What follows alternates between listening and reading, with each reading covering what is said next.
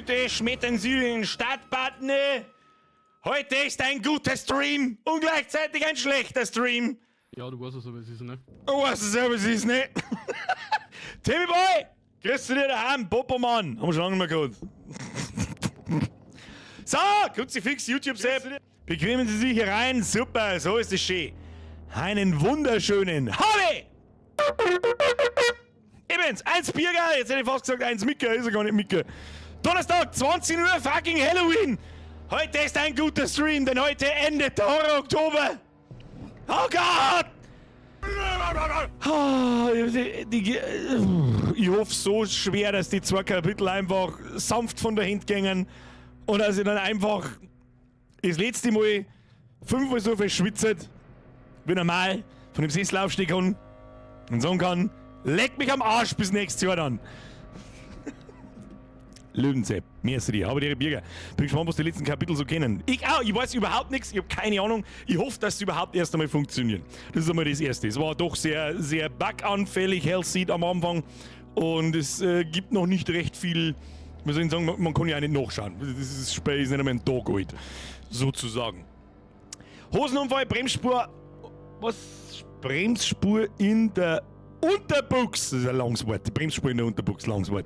Hagelberger, lass das schmecken. So, grüß mal einen Haufen hinein, damit nichts passiert. So, wer tut an Halloween auf die Nacht alles nix? Habe die Ehre an den Leck mir Marsch, an den Misa, an den Maki, an die Königin Elsa, an den Tom, an den Tobi, an den Mike, an den Forest Squad, an den Mamamoto, an den Pauks, an den Basukucha, an den Manuela, an den Marvel, an den Robert, den Niri, an den Wager, an den Zero Cool, an den Herrn Neymar, an den Meinmaker, an den Kaso, an den Marwinski, an den Dümsner, an den Sieseitchen, an den Proxy, an den Bruckner, an den Perdurabo und an den ganzen restlichen Haufen. Die nicht da sind, aus Schadenfreude. Ja, die da haben wahrscheinlich neben einem Flakscheinwerfer sitzen und einen Ton auf 2 Dezibel haben. Ja, ich kenne euch schon. Captain Tropic, 12 Monate schon dabei, aber Wahnsinn, viel Spaß. Elgia, so Österreich. Schöne Grüße nach Österreich. Merci wieder ein Resub. Sprengi, sind wir wieder dabei. Fenster zu Licht aus. Nicht, dass noch irgendwie Straßen auf die Idee kommen zu klingeln. Ich war gerade noch beim Rauchen. Haben sie unten schon mal angebläht. Ich hab gleich alles zugemacht. Alles alle Lichter aus, Frau ist auch nicht da.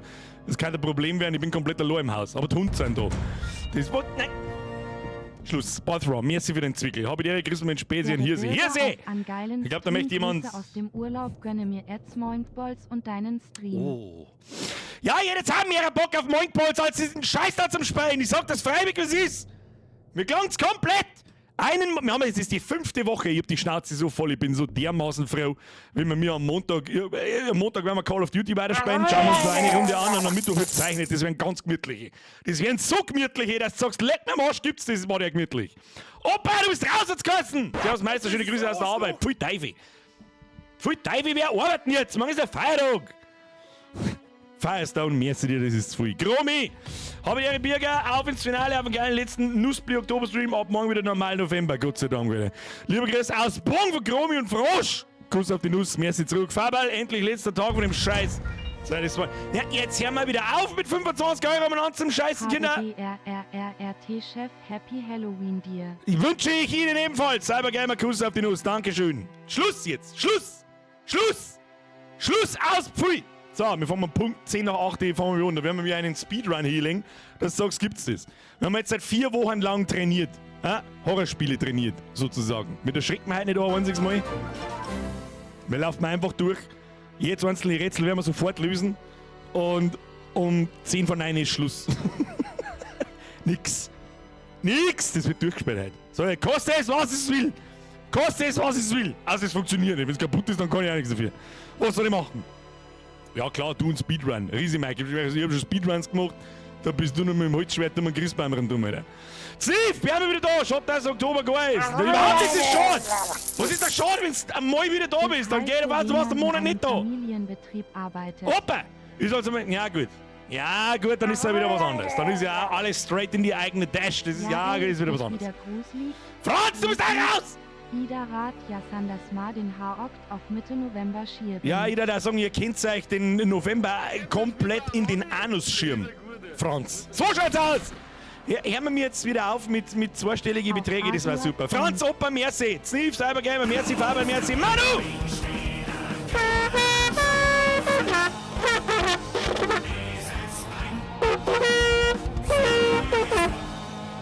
Da warst du lange gern!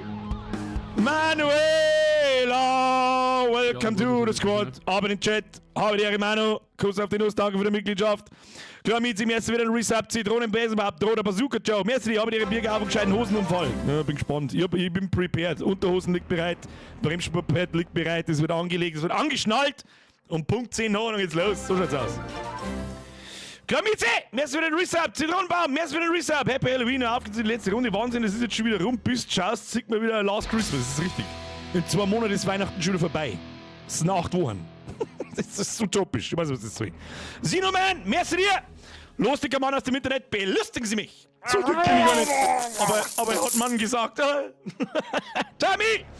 Bitte um Verlängerung vom Oktober. Nö! Na. Der Meister Nyamol zum Abschluss von Hosenunfallmonat auf Anschena Stream. Maxi, das so jetzt zum 28. Mal. Es ist einfach zu narrisch. Es ist einfach zu narrisch. Es ist einfach zu utopisch.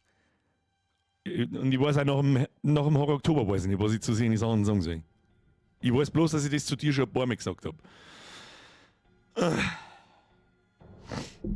Da kriegst du die Privattröte. Holt euch die Arbeitschel zu.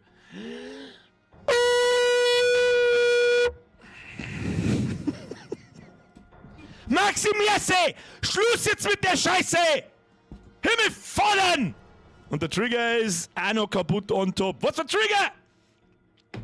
Kannst du an deinem Bremsspurt versteigern?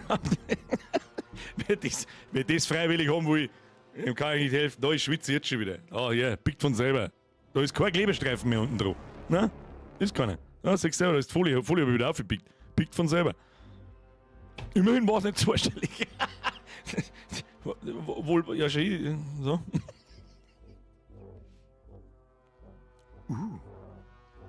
Das ist das Vampir-Abwehr-Pad, Alter. Geht's ganz anders. Ja, setzen wir uns die noch auf. Heute haben wir die gute alte Puma rausgeholt. Ja. So. So, das ist indirekt auch wieder ein bisschen Werbung, was das eben ist. So, look at me. Look at me. Ja, so, so. Look at me, I'm the Crusader now. Ich bin der Tina Crusader. Halt doch den Maul, was der mir da? Du bist weg jetzt da. Können wir nicht schon in 2-3 Stunden sein, wenn wir das Spiel fertig haben? Grütze, fix nochmal! Ich hab sowas von überhaupt keinen Bock und die ganzen 5 Wochen. Ich hab euch nur gehasst! Nur! Der Tina Paladin. Der Karl hat mir erst 20 Monate aber tut shit keine Zeitung wieder an. Ja, muss Couchdruck, ja, hilft nichts. Ich kauf's eine neue. Von oben bis unten braun angestrichen, kauf's eine neue. Das wird schon lange mit Zeit. Ich weiß nicht, was es ist. Bei uns übrigens auch. Cybergamer mir erst wieder ein Zwickel. Werbung für OB. Das stimmt eigentlich. Eigentlich brauchen wir da noch 2 OBs, da 2 OBs rein, und da stickt man nur beim Spenden. Herzlichen Glückwunsch. Björn! Habe die Ehre, Meister! Oh, das liest er vor, oder? Habe die Ehre, Moos. Habe die Ehre, Meister zurück. Jetzt hat eine Hausparty mit meine Euden und unseren Freunden. Ganz fui Spaß und we love you bitch, Sternchen, Sternchen, Hashtag GG. We love you bitch, Sternchen, Sternchen, Hashtag Björn, merci, schöne Grüße an deine Spätzchen. Haben Sie eine tolle Feier. Reingehauen. Mr. MRC, mir ist für 37 Monate. Wenn die Unterhose am Kopf nachher mehr Müffel als die Unterhose am Sack. Ja, kann passieren. Kann passieren. Da, hier so. Ah, das schaut mal richtig stabil aus. Ja? Jeder Fremde, der noch nie da war und vielleicht zufällig in meiner schaut, damit er gleich weiß, was geschlungen hat. Ja? Wo der Ziegenbock das Nivea hat. Daher geschissen drauf. Leerzeichen, Leerzeichen, Leerzeichen, Leerzeichen, Leerzeichen, Leerzeichen, Leerzeichen, Leerzeichen, Leerzeichen, Leerzeichen, Leerzeichen, Leerzeichen, Leerzeichen, Leerzeichen, Leerzeichen.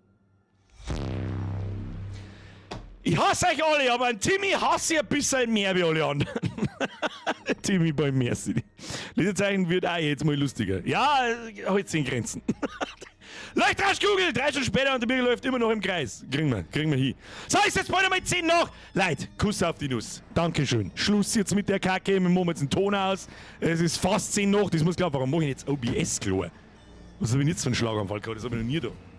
So, die Scheiße machen wir zu. Das machen wir zu. Wo ist das Spey? Da ist Spey. Ha, was ich die letzten 2 Tage gespielt habe. Gestern war ich völlig verwirrt, dass kurz vor 8, bevor der Schlaganfall kriegt, der Fuck Stream. Dann habe ich gesagt, nein, hoppala, ist ja gar nicht heute. So! Meine sehr verehrten Damen und Herren, Sie kennen das Prozedere. Jeder da herin war mindestens einmal. Was ist denn das da schon wieder? Ist das der Tisch oder was ist denn das da? Ist mich verarschen, oder was? Warte mal. Hey, was ist das? Sie kennen das Prozedere, meine Damen und Herren. Bremsspurpad am Kopf auf, Hosen aus, Licht laut, Ton finster. Jeder, der da herin hockt und nur aus Schadenfreude zuschaut, fuck you. Jeder andere, der aus Unterhaltungsgründen zuschaut, fuck you. Also der letzte Tag des Oktobers und ich bin sehr froh darüber. Die 5 Wochen sind schneller vergangen, als ich das dachte. Und irgendwie erinnert ich mich letztes Jahr noch sehr gut daran, wie es hat einfach dann von Stream zu Stream ein bisschen abgebaut.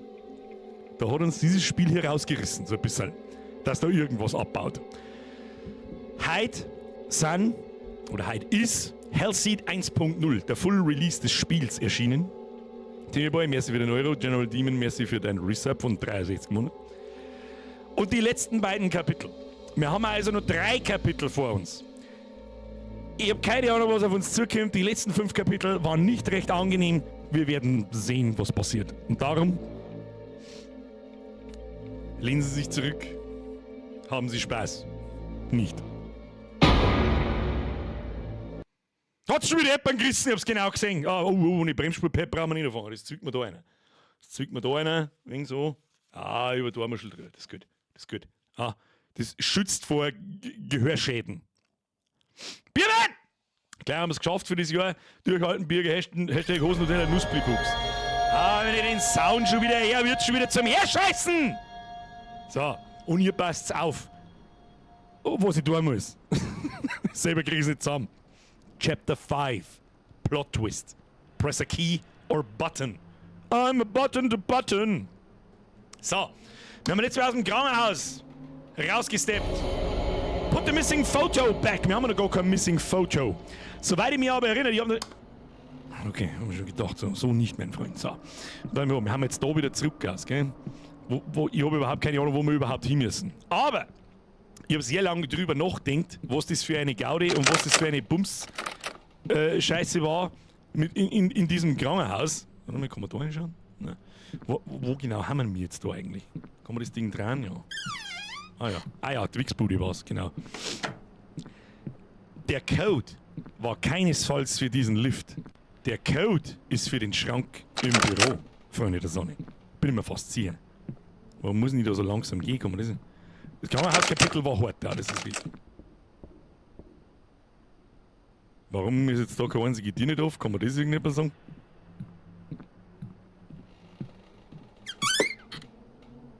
Ah ja. Tolle Geschichte.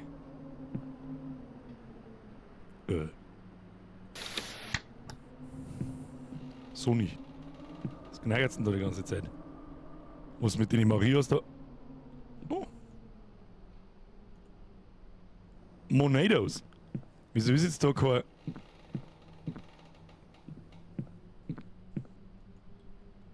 Da haben wir doch ein Foto, oder nicht? No. Wo müssen wir jetzt hin? Wieso hat denn nicht so fassen dies? Verstehe ich nicht. Jesus, der Christ noch nicht. Jetzt auch noch einer. Okay. Ja genau, da müssen wir das used. Was? Achso. Hä, wo haben wir das? Hä?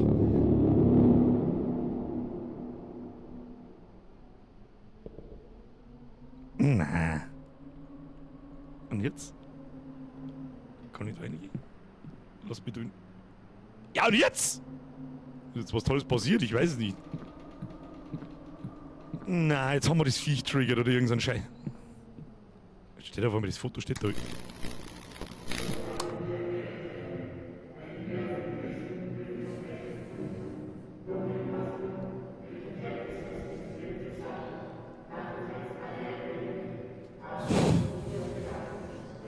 So. Stabile Seitenlage einnehmen. Ich weiß doch, geh halt doch den Alter. Oh shit, motherfucker, was? Ah, nein. Ah, was? Du deine Bratzen, lass dir Bratzen da drin, halt dein Maul! Kackfrisur! Dort! Okay,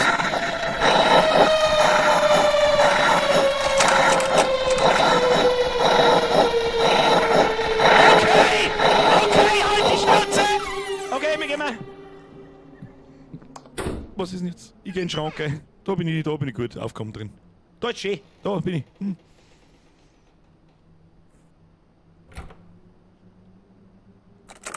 Oh shit. Ah, was haben wir? Ah, ich weiß, wo wir sind.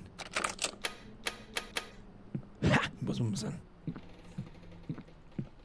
Was soll man sagen? Wir sind da oben, da wo der. Das heißt halt auch schon seit Anfang an nichts Gutes, dass da auch Schränke umeinander stehen.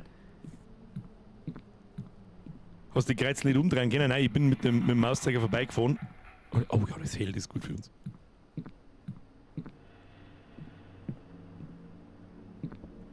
Ins Büro. Ab ins Büro. Wird gar nicht lange umeinander tanteln können. Kann man nicht mehr reinschauen. Scheiße, das Büro ist zu. War das Büro? Ich weiß es nicht mehr. Oh Gott. Side Hallway, da waren wir auch noch nicht drin. Ah ja, da war das Büro. Büro. Die Musik heißt nichts gut. Die Musik heißt nichts gut. So, wie war jetzt der Code, wo es letztes Mal gesagt hat? 54380 irgendeinen Scheiß, keine Ahnung. Warte mal. 100%ig. Posted Notes, bla bla bla, Medical Records, Letter, bla, brauchen wir nicht, Medical Records, dies da. Jetzt bei so was.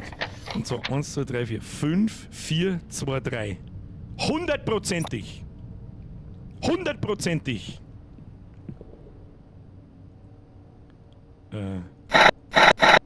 5, 4, 2, 3. Warum haben wir mit den Schlüssel überhaupt? Ich hab doch keine Ahnung mehr. Oder? Ha! Absolutes Pro-Gaming, Bitch! Was haben wir da? Used Patient File 1. Müssen wir mir nicht. Warte mal, Objective Collect Patient Files. 1, 2. Ja. Gib her den Schund! Wenn wir nur lesen müssen, wahrscheinlich auch, aber so wurscht. Ja! Notes updated! Katharina! Teaching Institute. 52. Page 2 Mist, Page 3 Mist. Der Mann ist Mist. Haben wir da drin?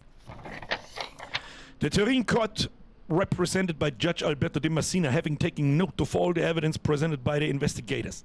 Orders to proceed against Mr. Angelo De Santis, defended by the lawyer Martino Del Bosco, for the crime of manslaughter to the detriment, of Camilo De Santis.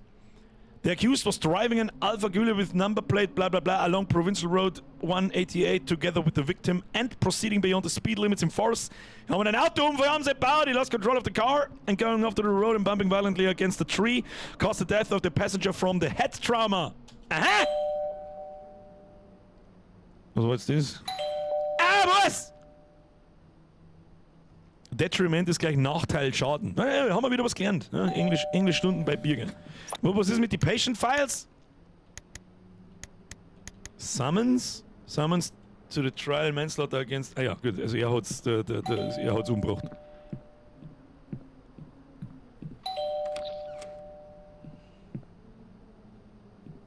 Ich trau dem Braten nicht! Wer soll denn jetzt noch klingeln? Außer das komische Behindertenviech! Closet! Ja, mach halt auf. Ja, ich bin ja schon unterwegs! Ja, ich weiß genau, dass das ist ein richtig schöner Zeitpunkt zu mir ins Gesicht iPhone. Aber schon das Battle da schauen müssen. Ja, genau. Bloß mal mit dem Lichtgeflocker ist uns sehr schön. Ah, stimmt, wir haben ja einen Polizisten gerufen. Vielleicht ist der. Ich glaube nicht, it's a trap! Who is it? Evening, Inspector. I'm Agent Roberti. Tatsächlich! Angela told me you needed help. What happened? Here, I've got the door. Wie, I got the door? Ich hab nichts oben. Ach so. Oder schon. Listen, down in the cellar is this I don't even know what to call it anymore. It's unnatural. She's crazy and she tried to kill me. I barely managed to escape and barricade the door. Stimmt, die Alte ist noch im Weinkeller. Follow me, I'll show you. Oh Gott, nein, nicht wieder im Weinkeller. Nein, die bringt jetzt den Polizisten nämlich um und dann... Schau mich halt nicht so narrisch an! Nein, nicht wieder zur Kellertür! Na nicht! Ich möchte das nicht! Italienische Polizisten haben schauen aus wie schwule Future Cops.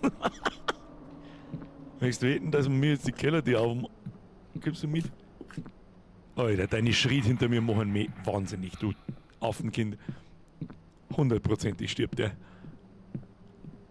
Brauchst du mir nicht erzählen. Wir wissen ja quasi, dass es weitergeht. Ah, da geht nichts. Wo waren das Kellertür, glaube ich? Was war denn das? Nein, machen wir wieder zu. Der Michael Jackson steht da noch schon. Wo ist denn der jetzt hin? Wo ist der Typ jetzt hin? Da hinten ist das Kellertür. Geradeaus und rechts. Wo ist denn der jetzt hin? Wo? Polizei! Ja, ist schon klar. Leg mir mal. Kim, folgen Sie mir unauffällig, wenn es geht. Schaut schon ziemlich... Jesus Christ, the door! She managed to break down the door! We have to find her. Nö?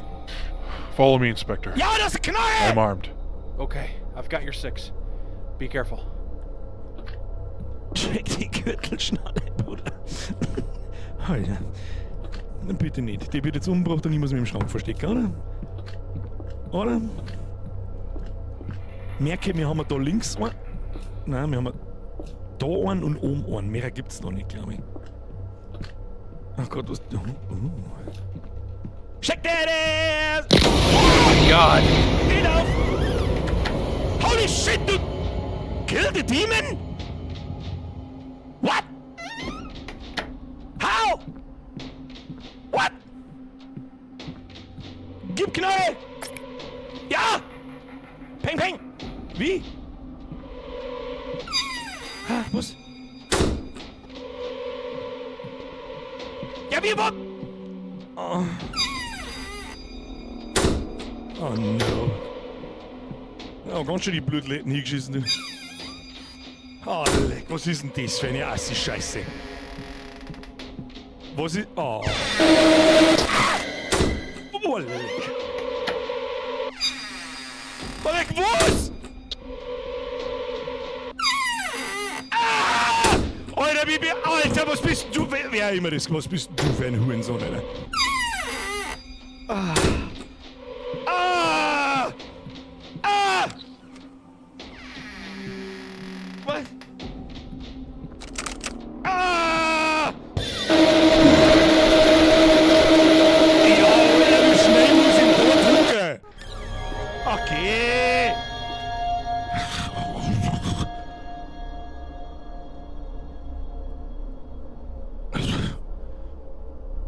Oh. Was ist jetzt? Achso. Okay. Ja, gut. Also, es ist rechte, linke Maustasten, keine Ahnung was. Sobald ich mich verdruck, bin ich wahrscheinlich tot. Ich hab schon kurz Zeit. Oh. Oh Gott, was für eine Scheiße ist das denn? Oh my God! Hack it to your face, bitch! Kill the demon. I'm gonna kill the demon.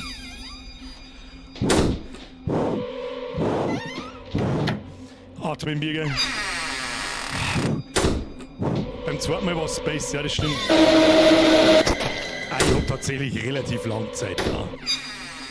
Segi, wo die... Da schäbert er wie ein Tier kurz, oder? Wo die alte drin ist. Schieß deine hässliche Fresse, du Fuh! Was? Gemasse!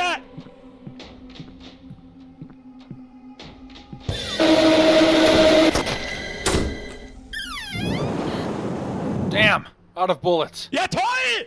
Der Polizist Sepper plus 3 Schuss dabei gehabt. Herzlichen Glückwunsch. Find another weapon. Ja, das hackt ihm halt. Zieh sie am Aushausen jetzt. Achso, na das nehmen wir nicht. Scheiße, was nehmen wir jetzt als Waffen? Wenn ich jetzt so in irgendein Tier eingehe, bringt's mich um, oder?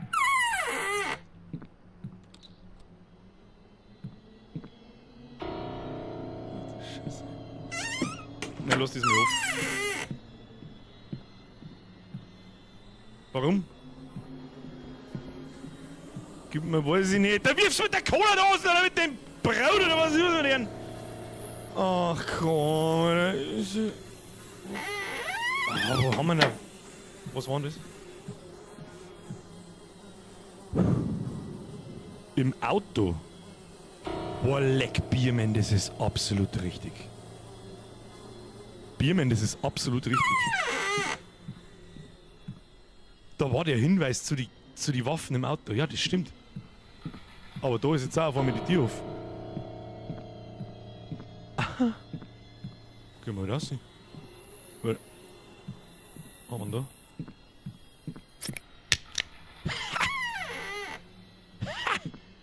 Fahren wir's mit dem Reiz ab! Gib Knarre oder irgendeinen Scheiß, keine Ahnung, oder gib Bullets. Da muss doch irgendwo... Schaufel! Da schlagen wir's mit der Schaufel, ne? Auch nicht. Ja, Kim, da brauchst du mir nicht versehen, dass da nichts drin ist. Einmal. Oh, da ist... Use the crowbar. Ja! This rifle is unloaded. I should find more ammo if I want to kill that thing.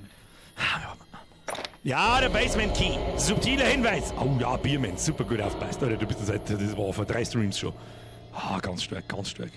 Und jetzt ist die Frage, ob wir wieder oben kommen, ohne dass uns die anderen nudelt. Keine Ahnung. Wo waren das Kellertier gleich wieder? Ich weiß es nicht mehr. Was? Hast du die Musi? Den mal? Scheiße, gerade. Haben wir einen Autoschlüssel? Nein, haben wir nicht. Das beunruhigt mich auch noch ein bisschen. Aber wir haben eine Brechstange. Ist das nicht das Kellertier? Ich weiß nicht. Oh, was? Nein, geht doch nicht! Ich hab doch keine Ahnung, was! Ach so.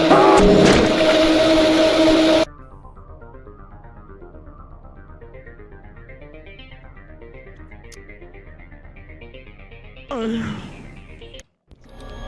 389! Oh na, das muss jetzt nicht, na. Ach Gott sei Dank. Okay. Die Frage ist, wo lauft man hin? Und verschwindet der dann wieder? Das ist die große Frage. Zweiter Topf. Ja, ich hab ihn schon aufgeschrieben. 389 sind wir. So, es geht ja theoretisch... Schaffe ich es in das Ding rein? Ich probiere es. Ich drehe mich sofort um und...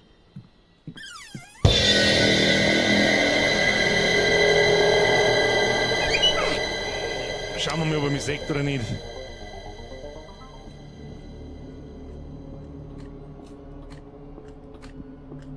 Bleibt jetzt die ganze Zeit da, ne?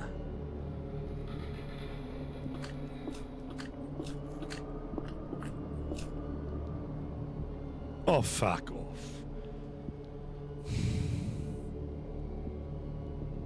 Ich sehe ja seinen Schatten da draußen.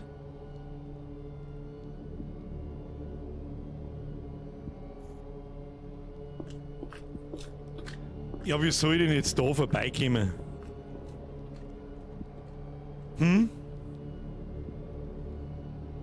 Jetzt, wenn er nochmal nach rechts geht, muss ich raus. Das hilft nicht. Weil der da immer...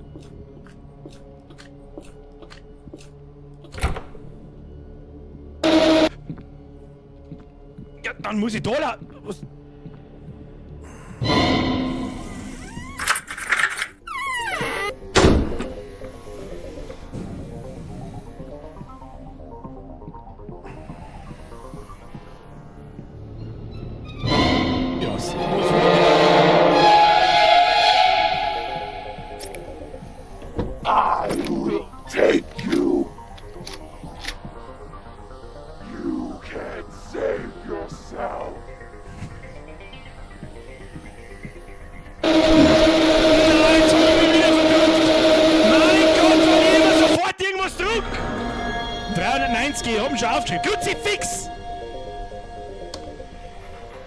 Was? Achso. Okay. Wir müssen sie abwehren.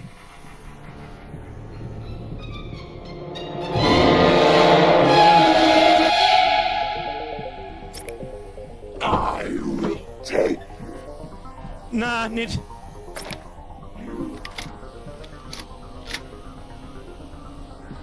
So, und jetzt schieße ich den die Fresse, gell? Ha! Du Kackfrisur! Die hat da was gehabt. Katerina? No, that's impossible. What happened? Why are you here? Who did this to you? Your parents. They told me you died. That you took your own life. All this time. Was? All this time you were at the hospital. How did you end up this way? It was all my fault. I was drunk and shit. I don't remember. I want to go back in time to remember what happened the day after I... Oh God, I've never forgotten you. My Katerina. Was labert der Typ? Ist das die Katharina? Katharina! Mit der blutigen Food und der blutigen Kniescheim. Und dem blutigen Knie auch. Notes updated. So, jetzt Moment mal. Habe ich das richtig verstanden, dass wir mir sie umgebracht haben? Not died? Katharina, my love, affected by schizophrenia? Admitted to psychiatric ward, Sacro Digoso Hospital. DeSantis father and daughter hospitalized. Übrigens einmal, Mr.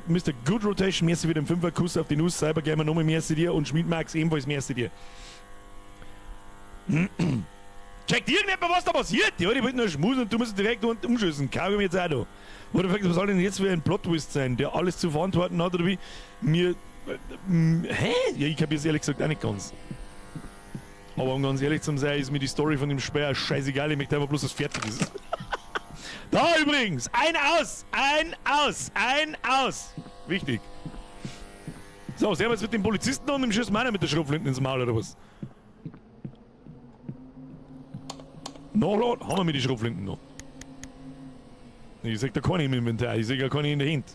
Vielleicht ist der Polizist aber auch weg, keine Ahnung. Naja, gut. Also, wenn wir mal schauen, haben wir nicht Objectives, wir haben keine. Was sind wir jetzt da? Schauen wir mal da gering. Summons. Nein, das hilft uns auch nichts. Ja, und jetzt?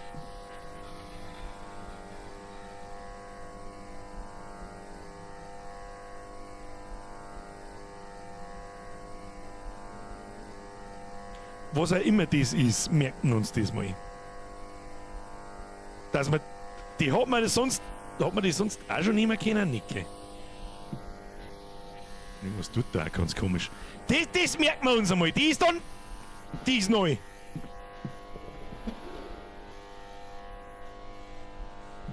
Oder ist es einfach bloß resettet? Der Dosen, oder? Ja, da ist ja was drin, da ist ja ein Objekt drin, aber das kann ich nicht nehmen. Kommen wir da noch mehr? Was haben wir jetzt mit dem Polizisten da?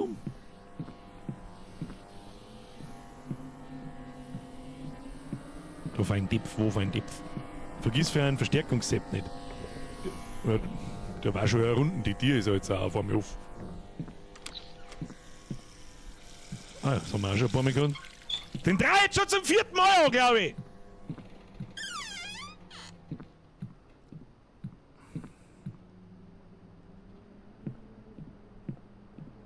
Ja, ich weiß jetzt auch nicht. Gehen wir einfach von der Haustür aus und dann ist es gut, oder was weiß ich nie. Oh, leg mir doch am Arsch!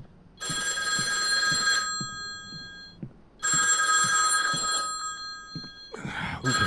Du, schau mal, wer jetzt anruft. Inspector, it's Angela from the department again. Sie ist wieder. I sent Roberti over. Is he with you? Nicht mehr. Angela, Roberti is dead. No, he was dead. I saw it with my own eyes. His head was smashed with a machete. What? But then he got back up, Angela. Roberti got back up, and now he wants to kill me. What are you talking about? Katerina. The monster is Katerina. What monster? Inspector? I need to get out of this house. Now! Das sag ich schon die ganze Zeit! Da jetzt raus! Ja, wo hast du sofort die Haustür aufgemacht, du Trottel! Oh. Ja, get out of the house. Das ist ein toller Hinweis. Was... Die Bumsbude ist auch wieder zu. Und Lichter gingen auch nicht mehr, oder?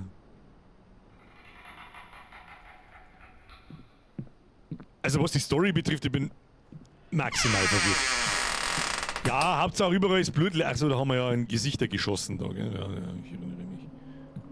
Da geht nix. Das hilft ja nicht. Endboss der tote Kollege, oder wie? Nein, ich weiß nicht, ob der überhaupt noch da ist. Gut, irgendwo wird er sein müssen. Fürchte ich. Die Blutleiten ist auf alle Fälle. Was war das? Was war das? Oh Gott, ich hab schon wieder so viel Gänsehaut. Was war das? Das Fenster wieder. Das Fenster hat auch schon mal geschäbert, das weiß ich noch.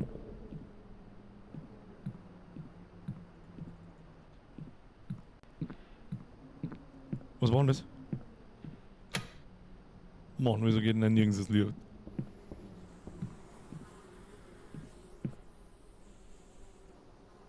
Was ob der im Wix? Ins Wix-Kammer kann man nicht mehr gehen.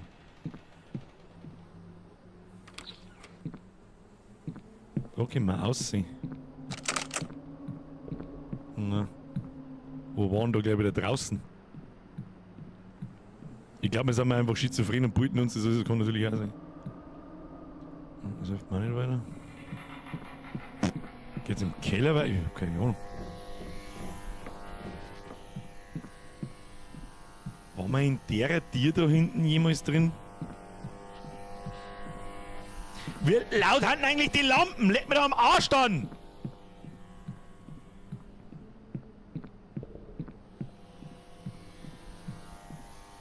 Da haben wir was drin gefunden, das weiß ich auch noch. Das Ding ist mir nicht ganz geheuer, sage ich der Freiweg wie es ist. Das Ding da drin, das da drin liegt, also nicht die Schraubenschlüsseln, oder wie man die Teile immer nennen, sondern das schwarze, runde Ding. Ich weiß nicht, was das ist, aber wir merken es uns mal. Garantiert, dass wir das noch irgendwann brauchen. Können wir nicht einmal mit dem Auto abhauen? Ich hab doch einen Autoschlüssel. Na, können wir nicht. Also bin ich ein bisschen lost, muss ich ganz ehrlich sagen. I'm a little lost. Warum schmeißen wir nicht das durchs Fenster und ab? Ja, ich habe auch mehrere solche Fragen. Um ehrlich zu sein. Da sagen sie immer Licht laut. Ja, stimmt, das Licht ist laut. Das ist mein Fehler.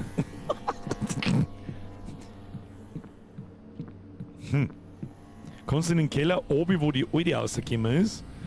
Das ist in dem Nebenraum im Atelier. Ich glaube, das ist zu. Jetzt habe ich kurz gemeint, da ist so eine Maria gestanden auf die Klodinger, aber nö. Jetzt probieren wir die Tür noch, die haben wir schon lange mal probiert. Na. Die Tür zum Garten ist wieder zu. Ja gut, da hat man auch nicht recht viel Tor können. Aber da, wir waren doch da und irgendwas hat geschäbert.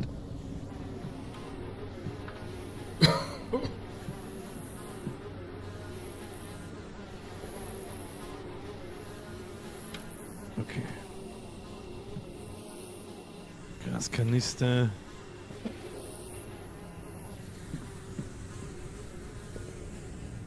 Sonst kann man nichts aufmachen.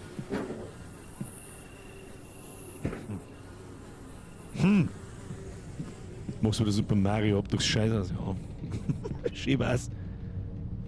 Haben wir auch schon alles angeschaut. Wir haben doch vorher einfach die Haustür aufgemacht. Wieso geht denn die jetzt nicht mehr auf? Das macht überhaupt keinen Sinn.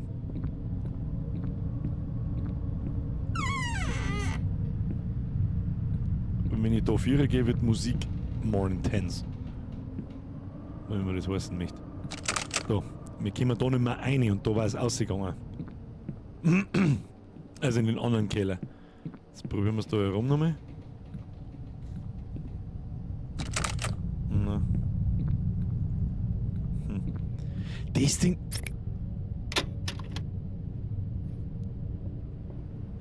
Button gefunden. Audiokassette. Telephone Recording of April the 7th. 1973.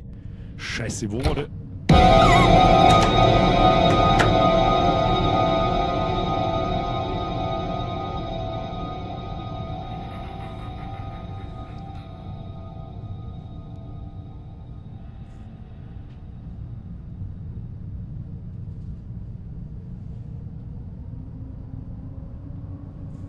Die ist doch tot, oder? I feel strange. Nein, die Scheiße fangen wir gar nicht mehr erst an. No, Senor. No, das heißt, irgendwelche Kreisel sind umdreht. Da werden wir sofort auf die Suche gehen. Nicht angeschissenes Kreisel, die lasse ich nicht nochmal nix noch. Vergiss es. Fuck off. Go away, please go away now. Go away now. Da ist ein Kreisel, das weiß ich alles noch. Kreisel wo? Irgendein Kreisel muss am Kopf stehen. Gibt's nicht. Kreisel wo? Da Kreisel? Nö. Verstehe ich nicht. Okay. Drehen sie die Kreisel nicht mehr, oder was ist jetzt der Plan da? Bums, wieder zu, die hilft mir einen Scheißdreck. Tja, ich hab keine Ahnung, was wir tun müssen. Die Musik weiß nichts Gutes.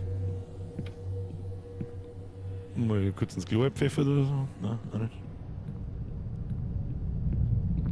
Ich bin ein bisschen lost! Bin ein bisschen sehr lost.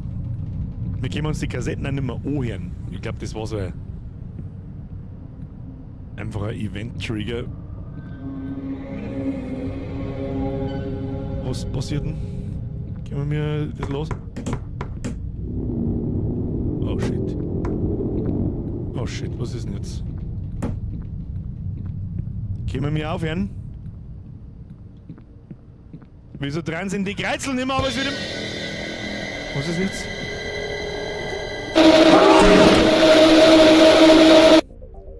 Was? Was?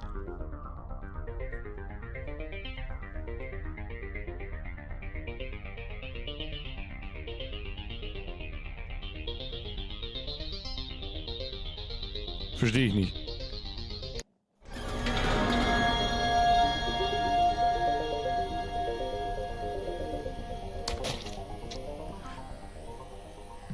Jetzt haben wir da wieder. Ja, das hilft uns auch nicht weiter. To remember.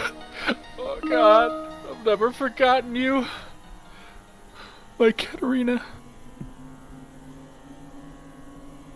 Bei dem Ton laufen und verstecken. Das war jetzt auch die einzige Schlussfolgerung, die ich da außer habe. Aber irgendwie drehen sie die Kreuzel nicht mehr um. Jetzt gehen wir mal wieder auf, dann müssen wir das... Na, dann klingelt das Telefon wahrscheinlich und dann wissen wir wieder nicht, was wir tun müssen. Was ist mit Keller-Deal? Wir haben ja im Keller. Das ist immer, da waren so das Deal da. Was haben wir für Items noch? Was ist denn das da? Ja, das ist der Hammer Toolbox Key, brauchen wir nicht. Das ist das vom Krankenhaus. Wir haben diesen Eject-Button, ja, Rolled Paper, something appears if I unroll this, but I don't reach to understand what it's written. Das brauchen wir auch nicht mehr. Camilla Neck.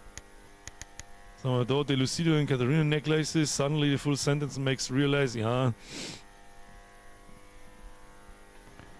Das hat die aber weit zurückgesteckt, das Spiel. Herr Müllschuster, ich finde es gar nicht so tragisch, weil wir haben eigentlich nichts da. Wir haben bloß telefoniert und dann sind wir im Kreis umeinander gelaufen wie Behinderte. Weil wir nicht, kein Mensch weiß, wo wir hin müssen. Das machen wir gleich mal aus da gehen wir nicht auf den Sack. Ich hab keine Ahnung, was wir da müssen. Kreuz, erster Stock, habe ich das nicht überprüft? Ich weiß es nicht mehr. Jetzt müsste das Telefon dann gehen. Ja.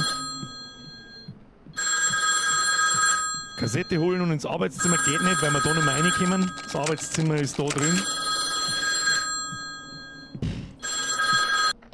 Ja, jetzt können wir uns halt wieder sterben lassen. Ja, die Scheiße, es gibt mir. Get out of the house.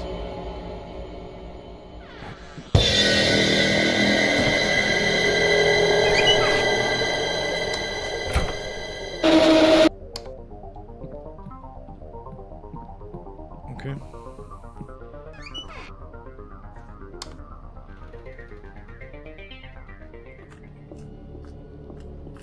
Ja, ich sehe halt nichts, wo er ist.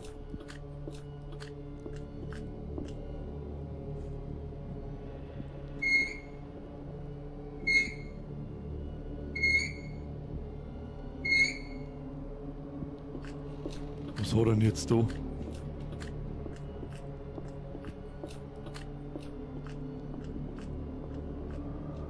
Ist jetzt die Haustür offen oder hat er es jetzt wieder zugemacht? Oder? Ich schau mal, keine Ahnung.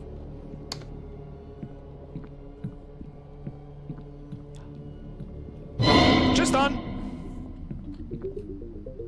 Wo haben wir jetzt? So einfach war es also gewinnen. Okay! Okay!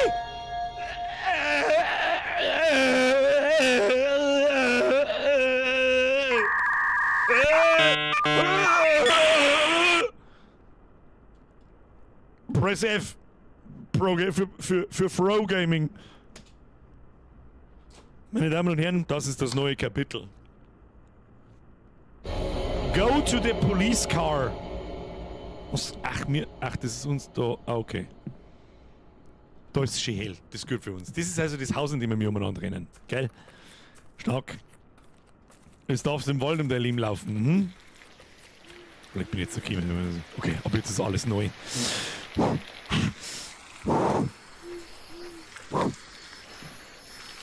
Wo ist das? Oh, komm.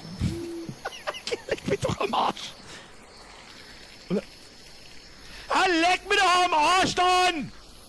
Ja, wieso scheint überhaupt noch zurück aus? Schluss mit. Ja, Polizeiauto, das ist jetzt gut. Schau, so Spitzerauto, schieben mit der großen Antenne um. Da steigen wir ein. Abflug! Jawohl! 911, 911, bitch. Need reinforcements. Bring the SWAT and the military in. Natürlich ist das Auto kaputt. Na, erst bringst mein Haus auf uns, das Auto richten. This is Inspector Toscani. My vehicle is out in order on Via Monte Tridente. Can you confirm the location of the nearest units? This is the checkpoint at Borgata Tavernette. Received, Inspector Toscani. We are about 2 kilometers from the junction with Provincial Road SP 589 towards Turin. Perfect. I can reach the highway on foot in a few minutes. I'll be about 200 meters from the Monte Tridente exit. Received, Inspector. I'll send a patrol car immediately. Please provide any additional details about the situation.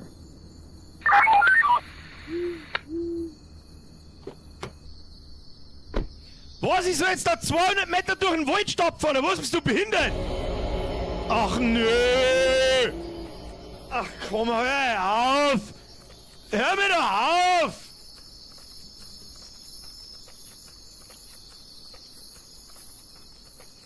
So, wie asozial ist er eskaliert in die neuen Kapitel, da bin ich gespannt. Torino, 10. Ah ja, da kannst du liefern. Nicht jetzt vor der Seite irgendwie so ein Schund oder so. Ach komm. Hm? Gibst du? Was ist das da? Das ist was Komisches. Was? Mhm, toll. Spitze. Und jetzt? Und jetzt? Maus rundum gehen, oder was? Kann ich reingehen? Nein, kann ich nicht. Ah, super, jetzt kann ich mit ans Tisch, kann mir da der Baum umgefallen ist, oder was? Kann ich nirgendwo anders hin? Ab da durchs Suche ist. Ah, nein, warte. Ah, da ist noch was da schon hin. Attenzioni heißt es so. Ah ja, das ist ein guter. Attenzioni. Was haben wir da? Wölfe oder was? Presenta di Lupi. Di Lupi. Okay.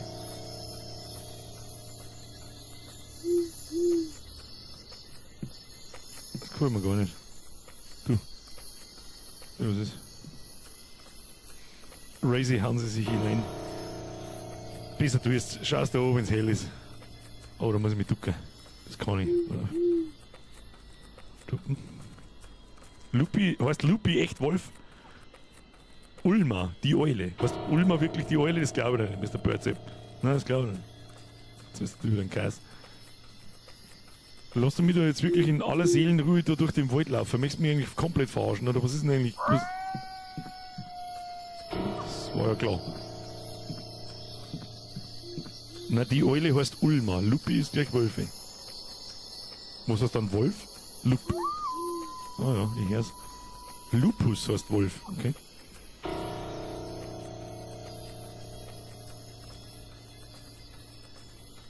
Professor Lupin war ein Werwolf in Harry Potter. Das ist absolut. Wir haben am Highway, das ist da im Waldstück nichts passiert, das glaubst du aber selber nicht. Das glaubst du doch wohl selbst nicht, mein Freund. Hm? Kommt jetzt da bald einmal die. Hallo?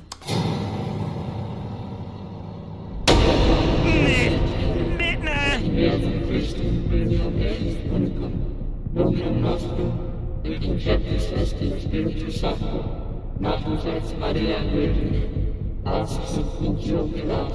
Programmer trägt den Bohnen schon.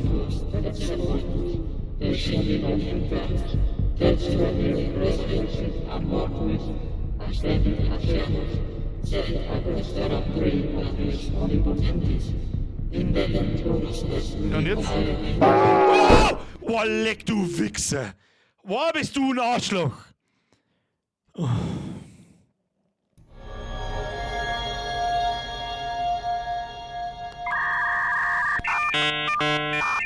Das war aber ein sehr kurzes Kapitel! Eins von den zwei Neuen, möchtest du mich verarschen?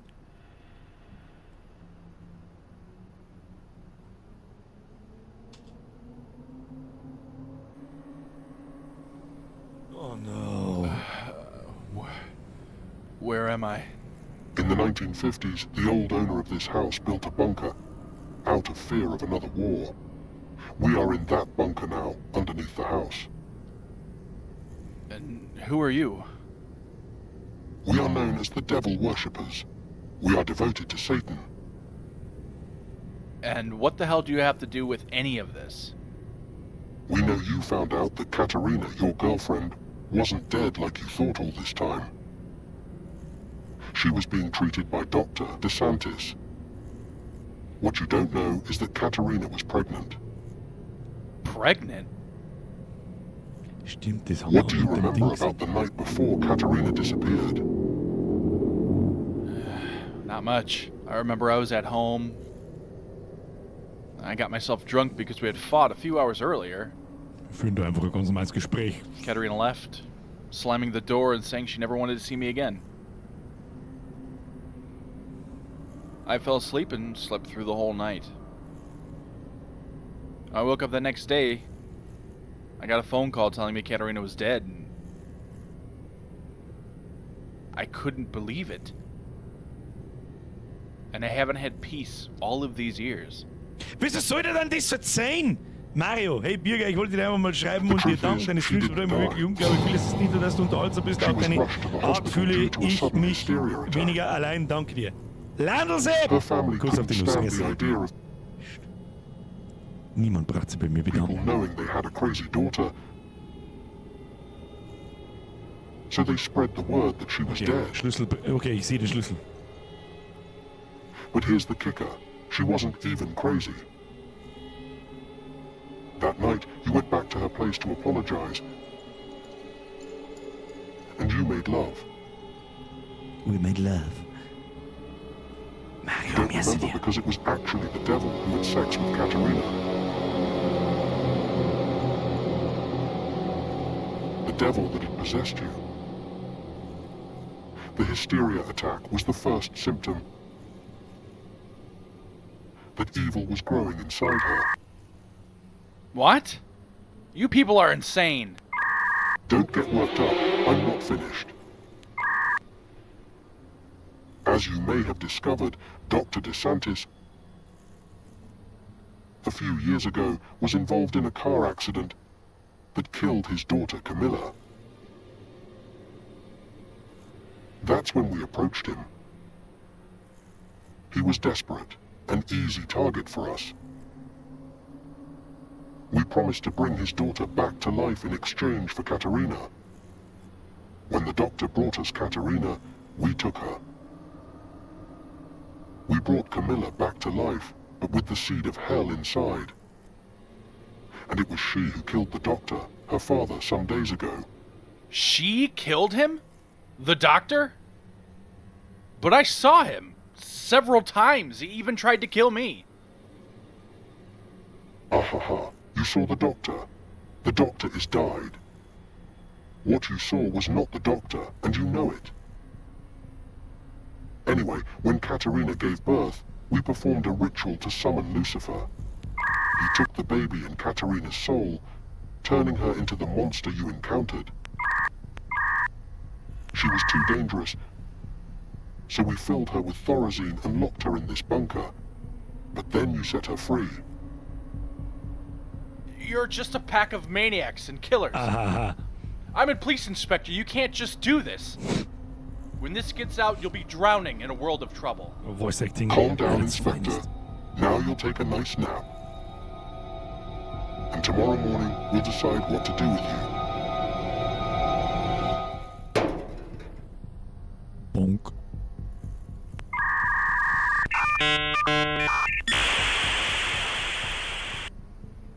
Was?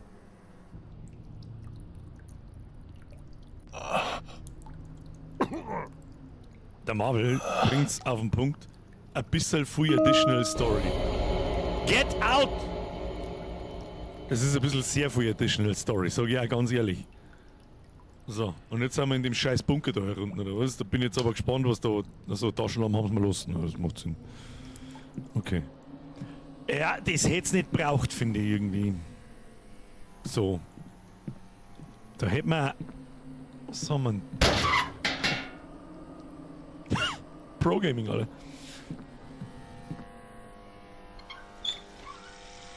Das ist das Beste, das man den betätigen kann. Oh no.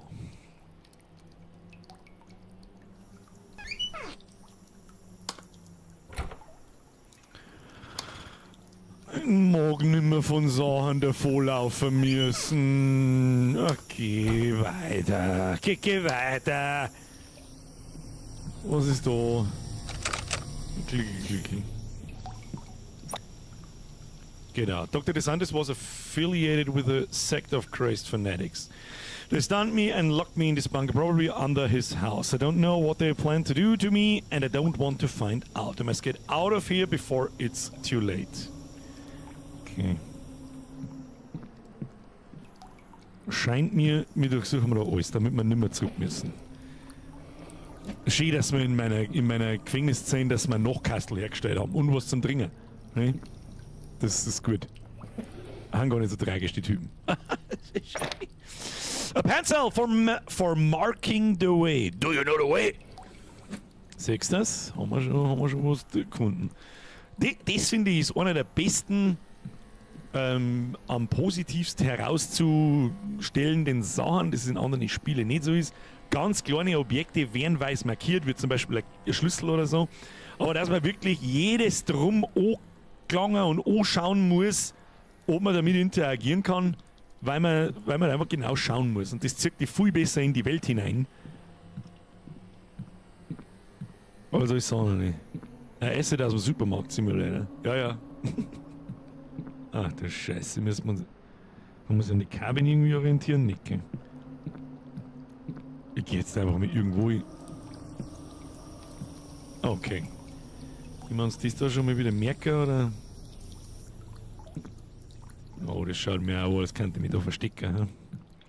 Mit dem Bleistift kostet ja jetzt auch stehen. Wenn ich der John Wick war. Oder der Joker. Das ist schon wieder gefährlich leise.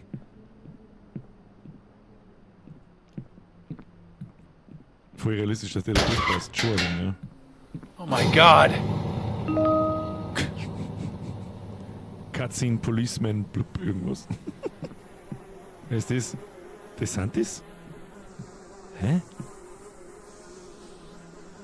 Wo ist DeSantis? DeSantis who? Oh, nix. Outlast 1 Vibes. Ja. Oh. Archive Room Key. This key opens the bunker room used as secret documents archived by the doctor. Okay. Alles wieder angeschaut. Die Schrank da herin gefallen mir nicht. Das gefällt mir nicht. Was auch ein wenig komisch ist, dass ich den Koffer, der liegt so präsent da, dass ich den nicht nehmen kann. Die Frage ist halt jetzt halt, kann man da irgendwo auf? Nein, oh, was haben wir da?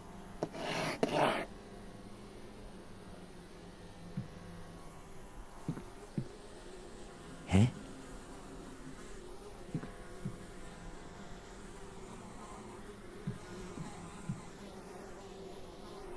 der vielleicht irgendwas...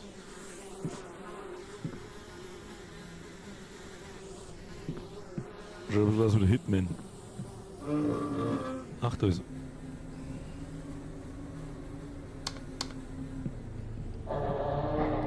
Okay, merke. Okay, so gespeichert, das heißt auch nichts gut. Wir haben da einen Schrank, man kann da... Ja, okay.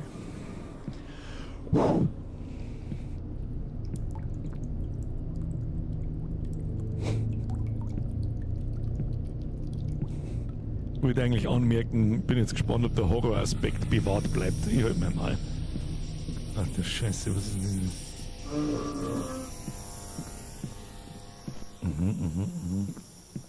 Okay, in jedem Raum haben Schränke.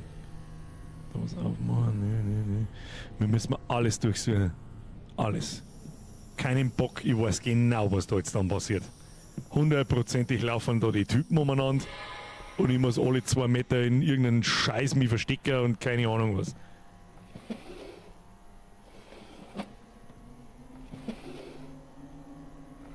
Los mal das Licht einmal an, Licht ist gut für uns. Licht ist immer gut für uns. Im Fernsehen, was das für einen Sinn hat, weiß ich noch nicht. Kann man da nicht irgendwie... Verstehe ich nicht. Nein, verstehe ich. Die Tür mache ich jetzt einfach einmal nicht auf.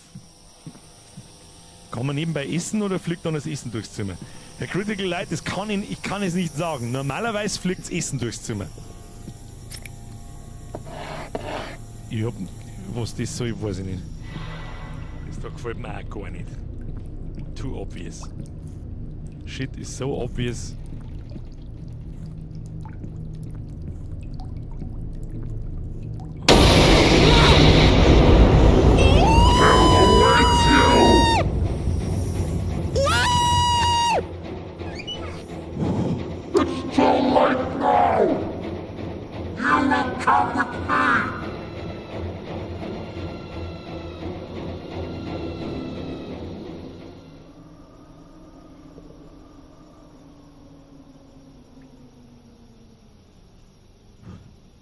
A Critical Light, so viel dazu. Verzeihung! Da ist ein Löffel für mich gegangen, Bruder. Oh, okay, die stehen um die Ecken, Alter. Halt dein Maul, Alter. Laufen die da jetzt die ganze Zeit rundum oder verschwinden die da? Scheint nur ums gleiche Eck. Ist einfach nur ums gleiche Eck.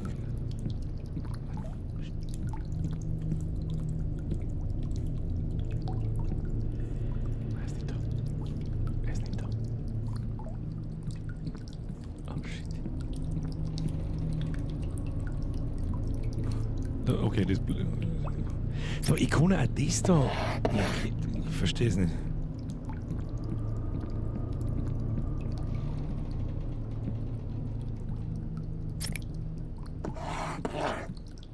Ich verstehe es nicht. Okay, da ist ein Schrank.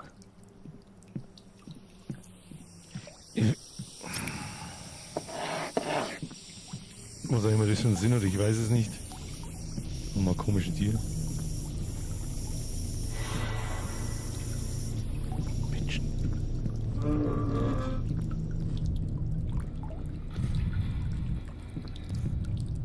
Okay. Oh, wie soll ich denn da auskennen? Hm? Da ist ein Schrank, da sind überall Schränke. Also einfach bloß behindert davon. Oh Gott.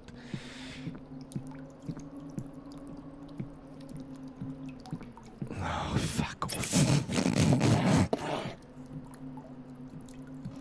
Ich hab das Gefühl, da habe ich nachher keine Zeit mehr zum Schauen, ob ich da schon war oder nicht. Oder ist jetzt da hinter jedem Eck sitzt wahrscheinlich einer. Da kann man noch mal markieren. Ach, wer soll sich denn da auskennen? Okay, meine. Es stinkt nachher schon wieder dermaßen nach Try and Error, dass alles bloß noch raucht. Ich riech's bis daher. Ah. Sehr schön. Alles durchsuchen. Das mache ich nicht, währenddessen uns irgendjemand oder irgendwas verfolgt. Fuck off. Vielleicht sind das Wegpunkte, wo du schon warst. Ja, das erstmal danke dir. Das leuchtet mir schon ein, was da eventuell die Idee dahinter ist, aber das ist mir doch wurscht, ich markiere doch keinen Gang. Oder? Aber ja, vielleicht als Hilfe für die Hilfestellung, ja, warum nicht? Warum nicht? Gibt es jetzt da herin? Das glaube ich nicht, dass da herin nichts gibt. Lüftung. Psst. Und wenn alles markiert ist, kennen sie nämlich auch keiner mehr aus. Ja. Das ist absolut richtig. Ich wünsche dir, dass du weißt, was du schon warst. Ja, ich weiß jetzt auch nicht. Oh, fuck off. Ja, gehen wir nochmal durch, das ist heftig.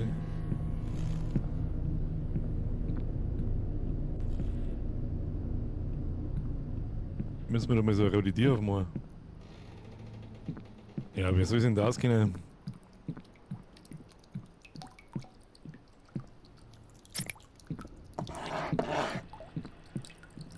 Critical Light, da hast du recht, press the Like Button. Ach, wer soll sich denn da auskennen da herum? Das schaut halt alles gleich aus.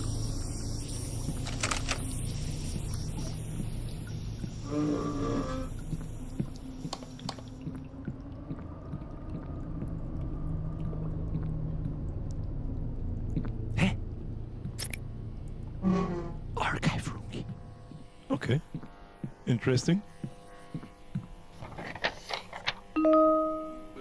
Giorgio, irgendwo, sie kommen eh nicht mehr aus vor lauter Dingen, Mental Status, bla, Schwangerschaftstest, keine Ahnung, leg mir Marsch. Oh no. Musik hast nichts Gutes. Gibt's da sonst noch was herin? Irgendwas, Kim?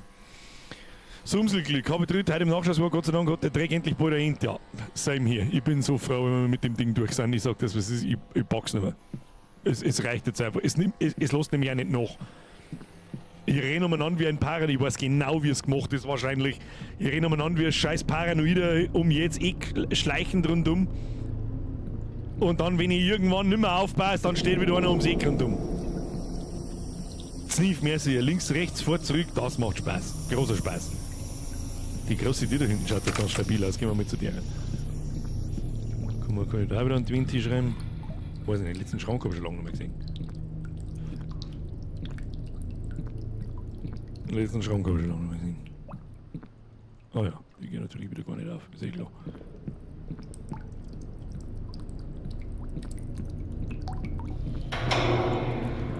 Ah ja. Okay.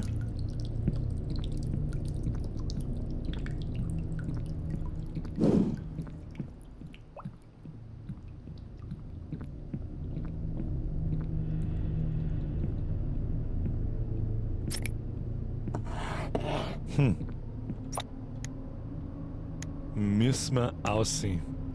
Wir haben gekriegt ein Archive Room. This key opens the bunker room. Used as secret documents archived by the doctor. Schauen wir doch nochmal da drin rundum. Das kann ja nicht bloß.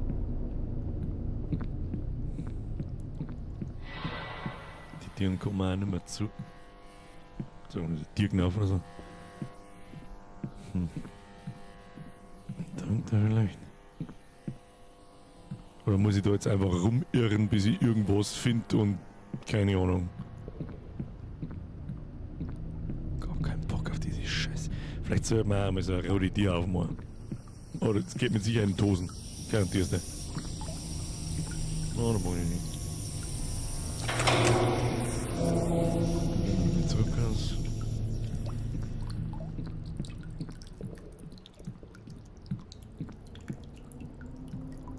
Machen wir auf alle Fälle schon.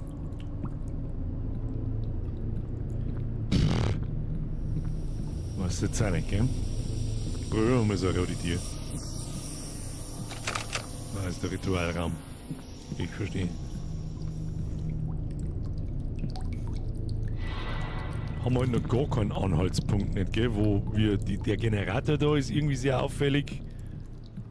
Machen wir auch schon, kann man da was tun?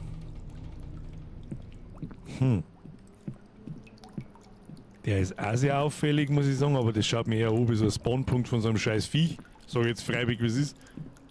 Da waren wir noch nicht. Haben die Kreuzel durch einen Sinn. Na doch, da waren wir schon. Das ist der Doktorraum. Schauen wir mal da reinkommen. Nein.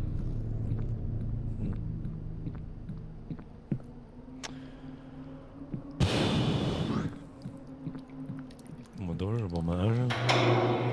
Oh, nicht so laut. Gut, das ist jetzt das eine nenne ich es jetzt mal so, der eine Abschnitt und das ist der andere Abschnitt. Aber mehrere gibt's da auch nicht, ja? Da haben wir noch nicht ohne geagelt.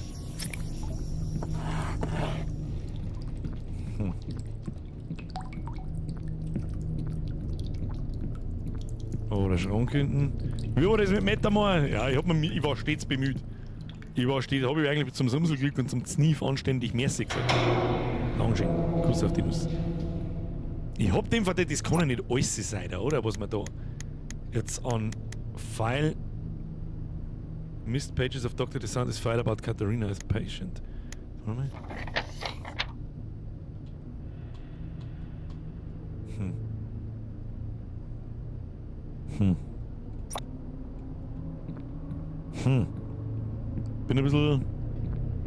Bin lost. Ich trau dem Raum da nicht. Das kann doch nicht alles sein da herin. Was ist denn mit dem Koffern? Koffer? Auch nicht. Da irgendwas. Mit Lorter braucht. Haben wir die Lorter überhaupt noch? Tatsächlich, ja.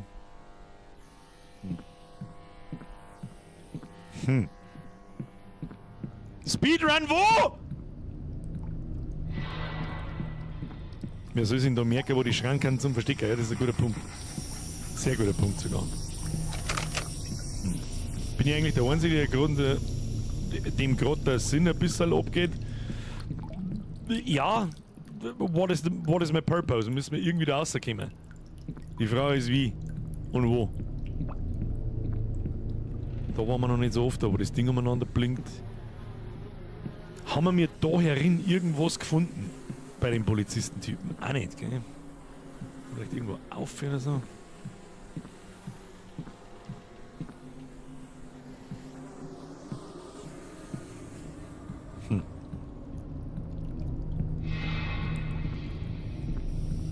Da sind wir ja mehr oder weniger rausgekommen. Da waren wir auch drin, da ist auch ein Schrank drin. Vielleicht haben wir da noch ein paar Seiten Strasserl nicht. Aha.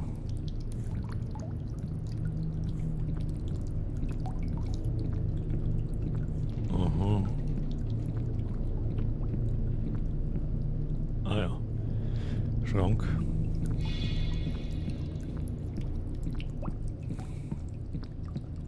Da waren wir auch schon. Bei dem blinkernden Generator waren wir noch nicht hinten, wenn mich nicht alles täuscht. Ansonsten. Da waren wir auch schon. Da waren wir noch nicht schon.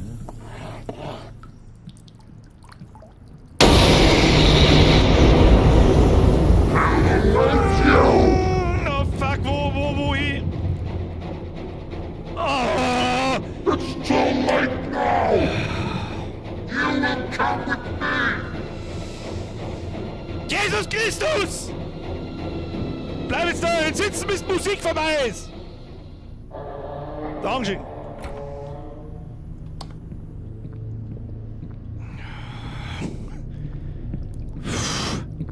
Atmen, so, wo waren wir jetzt? Goddammit, jetzt weiß ich wieder nicht mehr, wo wir waren! Da rechts, glaube ich. Oder, ja, genau, zum blinkenden Generator hinten. Das ist ein Zeichen, das ist ein Zeichen. Hell awaits you. Mhm.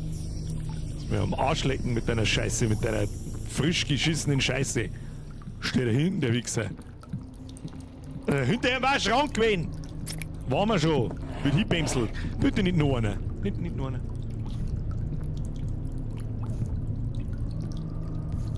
Ah ja, da ist eine Kette, die haben wir noch nicht gesehen. Haben wir da was? Ich sehe nichts.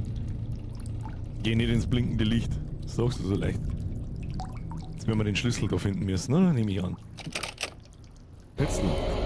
Find the key! Ja, wo soll ich denn jetzt noch hin? Das hat zumindest mal gespeichert, das ist gut für uns. Ja, jetzt gingen wir aber echt langsam die Optionen aus, wo wir noch nicht waren.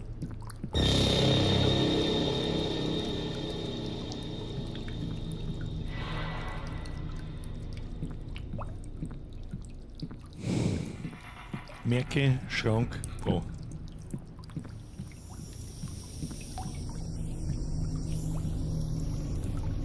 Da war vorher schon auf, gell?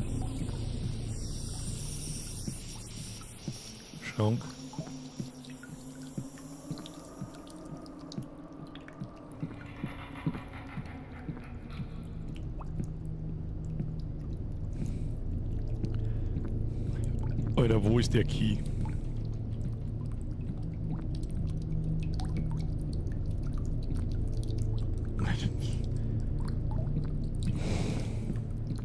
Das ist jetzt ein Abschnitt, der mir ehrlich gesagt nicht so geil gefällt. Er ist schon... hätte Potenzial, so ist das nicht. Aber ich habe keinerlei Anhaltspunkt. It seems that to get out of this place I need to manage to open this gate. It's locked, but I think I might know where to find the key to open it. I saw something in that sort of ritual room, they stunned me. Scheiße, stimmt!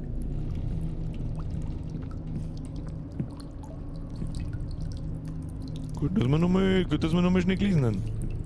Es läuft nur noch im Kreis, ja, weil ich ein Vollidiot bin. Und dann kann ich Sachen nicht lesen. Schrank, das ist gut für uns. I have a very bad feeling about this. Das müssen wir bloß noch wieder finden. Den komischen Ritual-Scheiß, der war eigentlich ziemlich am Anfang. Das war er nicht.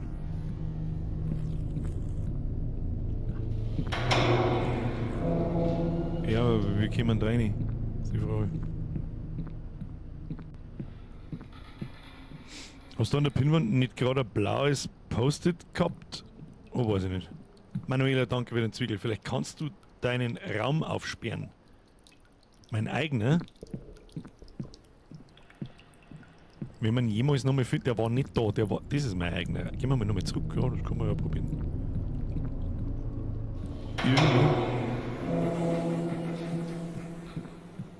Dann gehen wir da nochmal zurück aus. Frag doch mal das nette Bunkerpersonal, ob die einen Key für die haben. Das Bunkerpersonal kann mir am Arsch lecken! Was das da für einen Sinn hat dahinter, das darf mich noch interessieren da. Wieso kann ich dahinter gehen? Weiß ich nicht, macht keinen Sinn. Ist vielleicht irgendwo ein Schacht in den Ritualraum.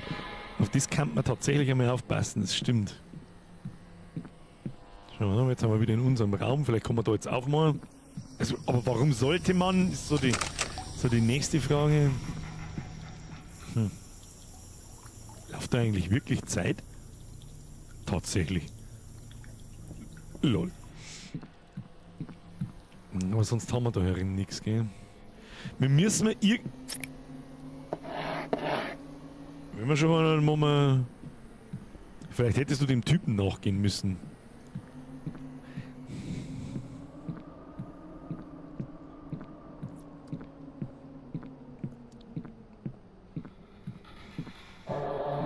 Ist wahrscheinlich gar nicht dumm. Jetzt müssen wir wahrscheinlich wieder so lange umeinander laufen, bis uns irgendjemand findet. Oder bis wir das Event durch Dusel triggern. Und es hat 2 Ritualtüren gegeben, Birdlike, das ist absolut richtig. Das ist absolut richtig.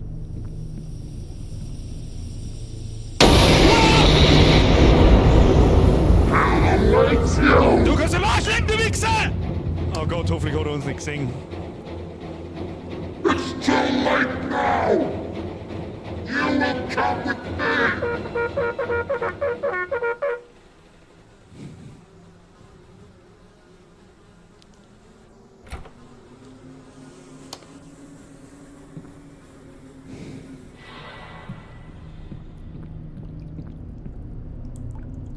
Die Ritualtüre ist nun offen.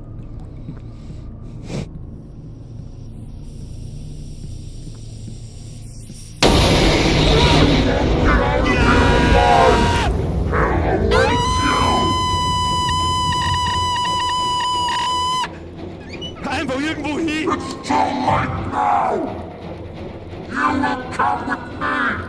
Man muss ich von dem jetzt davorlaufen?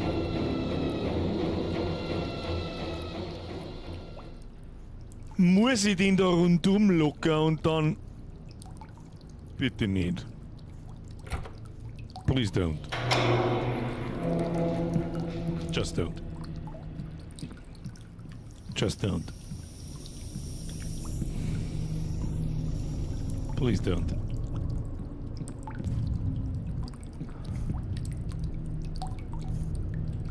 Wir kommen da rundum. Ich weiß doch auch nicht, Mann. Wenn der jetzt da wieder drin steht, dann muss ich ihn irgendwie rundum locken. Eine den Schlüssel klauen und mich dann verstecken. Sag ich das richtig? Get out of here alive! awaits you!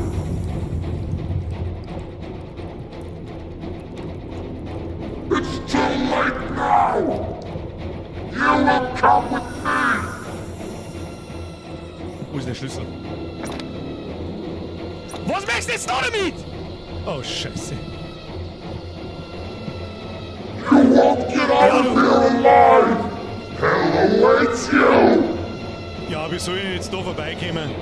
Kann ich die noch einmal abwehren, meinst It's too late now! You will come with me! Oma!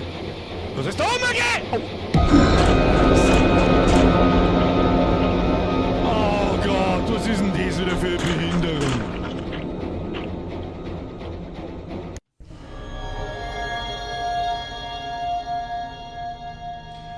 Den kann ich nicht abwehren. Wie soll ich denn da rauskommen? Ach, geh weiter, Alter. Der ist ja voll schnell. Oh.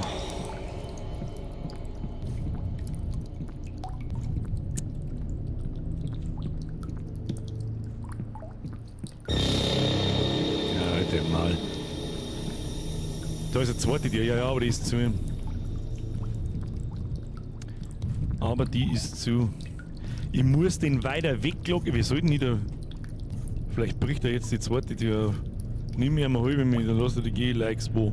Markus, richtig! Wo haben die Likes?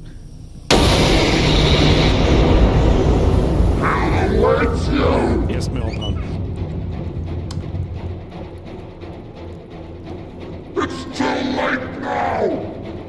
Ich muss einen wieder raus. Ich muss verschauen, ob ich vorbeilaufen kann. Das ist alles, wie ich es probieren kann. Das heißt, einmal irgendwo im Kreis laufen, der ist nämlich auch verdammt schnell herin gewesen. So, mal so.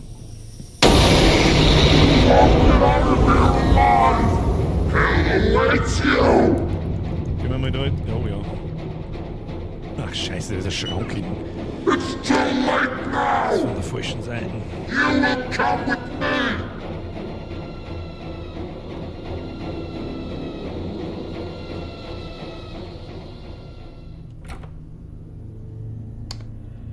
So, jetzt laufen wir an der Tür vorbei.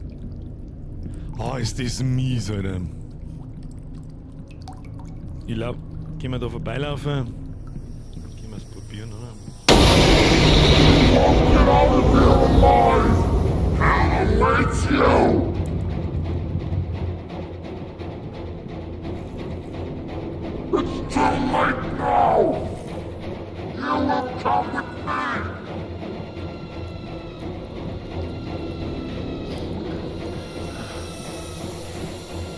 Ja, to...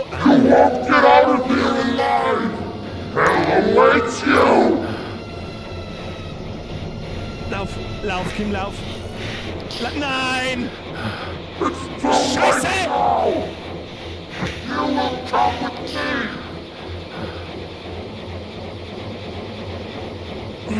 Da ist er, Tür. Komm, gib mir einen Schrank. Fuck, gib mir einen Schrank! Da waren wir auch noch nicht. Oh ja, gib mir einen Schrank.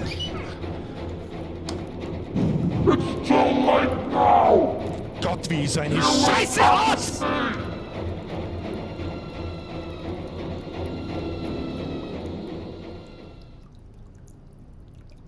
Das ist ein Abschnitt, wo wir noch nicht waren.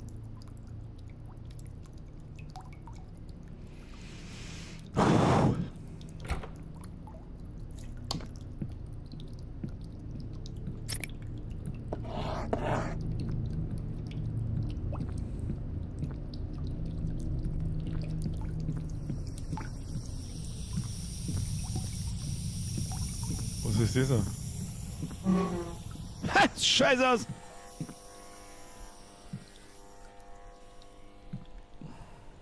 Gibt's da was? Kann man spülen? Das ist das Wichtigste. So, jetzt nochmal die Tür finden.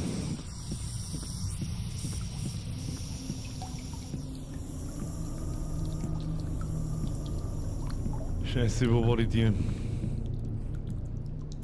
Schrank. Da ist der andere. Wo war... Da waren wir auch noch nicht. Doch, da waren wir schon. Wo war die Tür?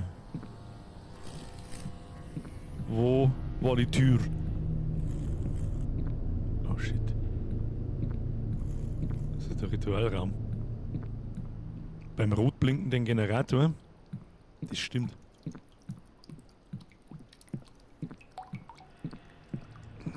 War er nicht da vorne und dann links? Ich schau nochmal.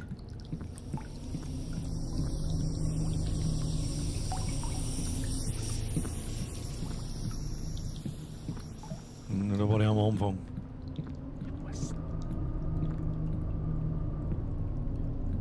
Ich weiß halt auch nicht mehr, da war nicht. Und wo war der blinkende Generator? Ja, Konzentration, jetzt nicht mehr sterben, Kinder. Die Scheiße mache ich nicht nochmal.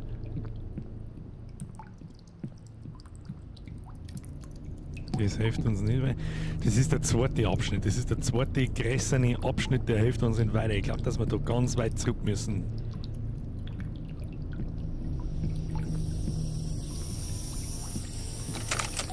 Hilft uns auch nicht weiter.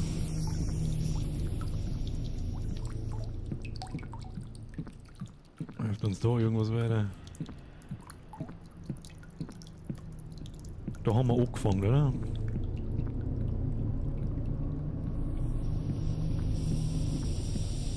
Da blinkt was, aber das hilft uns auch nicht weiter. So, mal außer. Der war doch da hinten, oder nicht?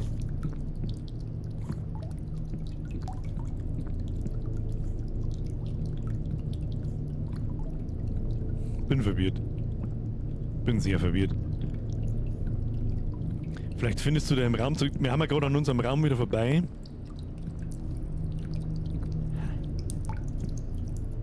Bitte jetzt da nicht wieder irgendwo, hundertprozentig ist doch da wieder irgendein Hurensohn irgendwo, oder? Lege da, gib wieder da Brief und Siegel. Oder? Oder?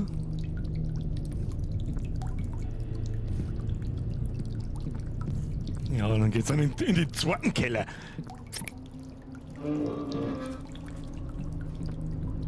Okay, es ist gespeichert, das ist schon mal gut. Ja, super. Super. Die haben's genau gewusst, du Wichser! Oh, hello, Ezio, dein Mann! Oh, Scheiße. So late now! You will come with me!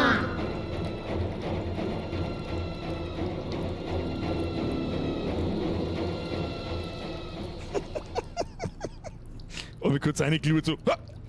Nur ein Abflug!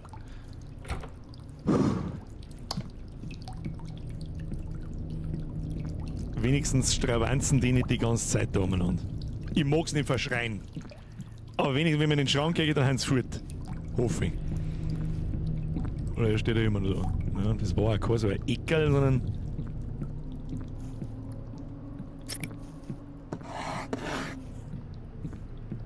Ich hab keine Ahnung, wo wir hin müssen. Bitte nicht nochmal laufen.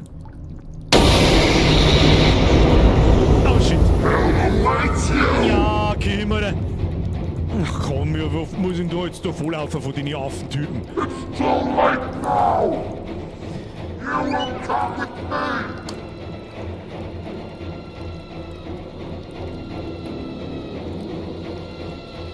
Jetzt baut's ab. Jetzt, bei mir ist zumindest der Zeitpunkt gekommen, jetzt baut's leicht ab. Weil es ist jetzt doch schon zum 5. oder 6. Mal der gleiche Ding. Und dann einfach der Volllaufer und in den Schrank hocken und es ist weg. Nerven tut's noch nicht, aber jetzt war gerade kurz der Moment, wo man denkt, ach, jetzt wieder zurück und die Frage ist halt, jetzt müssen wir da wieder durch ein ewiges Labyrinth durch. Try and Error Scheiß. Ah ja, da war ein Schrank, wenn können wir uns den merken, weiß ich nicht. Da waren wir schon. Da steht doch einer. Bruder, da steht doch einer, halt den Mal, geh ich nicht drin.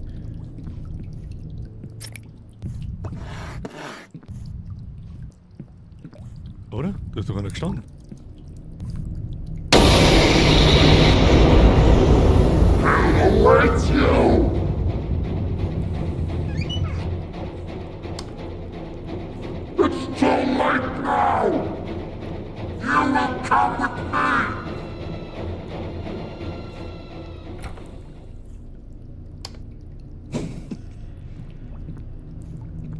Da hinten steht der einer, oder? Ich sag doch, da sein Arm und da sein Hand. Was ist mit ihm? Wo geht's mir hin? Nein, geh doch nicht hin! Okay, chill! Chill! Sag mal, patrouillieren die? Ich wollte es, aber ich hoffe, dass ich es nicht verschrien hab. Das haben sie bis jetzt noch nie gemacht, dass die... Der steht immer noch da hinten. Bitte lass jetzt nicht verpackt sein, dass ich da... Ich geh jetzt nochmal drauf zu. Da steht er doch. Da.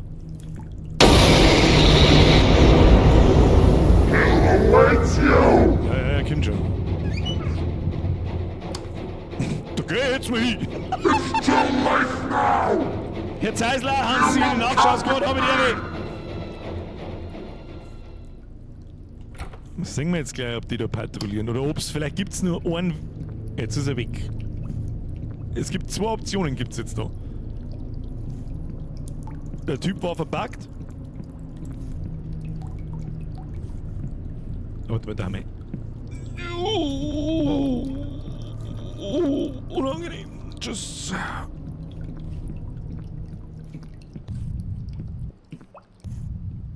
Dass es nur einen Weg gibt oder keine Ahnung, alle anderen. Oh,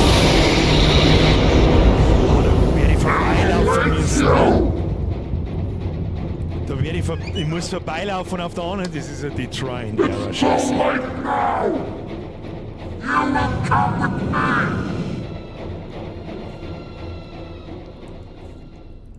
Ja, bei dem müssen wir vorbei. Also weil er von ihm da hinten einmal gekommen, das heißt, wir kommen nicht mehr zurück. Vielleicht ist das der Grund so ein bisschen. Ich hab schon, dass du die nicht im Schrank verstecken darfst, sondern dass du es im Labyrinth austricksen musst. Ja, früher oder später auf alle Fälle. Das heißt jetzt da, ne? Ja, da steht jetzt... jetzt steht er halt einfach nicht mehr hinten. Ne? Steht er jetzt da hinten, oder? Na? Warte mal.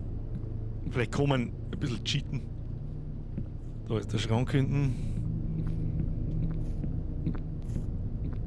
Da waren wir auch noch nicht.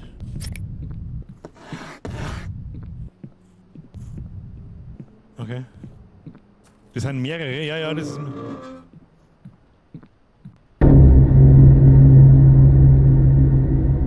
Okay, wir haben wieder da, wo... Was? Hä? Lucio. Okay, ich halt mein Maul mit abbauen. Okay, komm, halt dein Maul hier! Halt das! Ich sag eh schon nichts mehr mit abbauen! Lucio. Ich mag doch raus, Wille! Raus! Geh zur Haustür! Come here.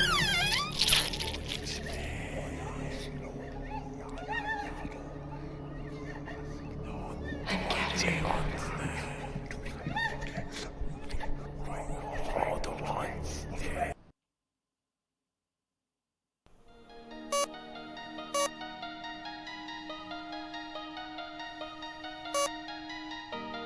October 9th, 1972. Patient Lucio Toscani. Time of death, 6:30 p.m. The daughter was already dead when we arrived. How's the wife? Unfortunately, she didn't make it. What? But the baby is safe.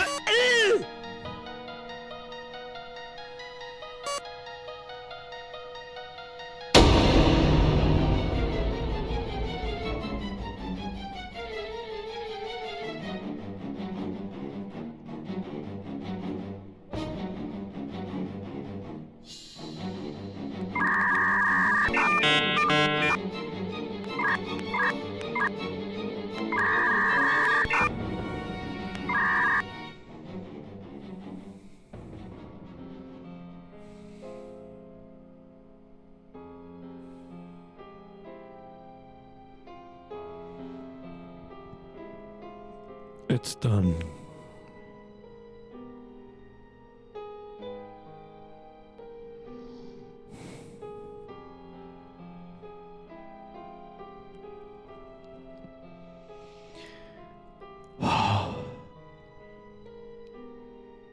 Ich muss kurz das Gefühl der Befreiung genießen.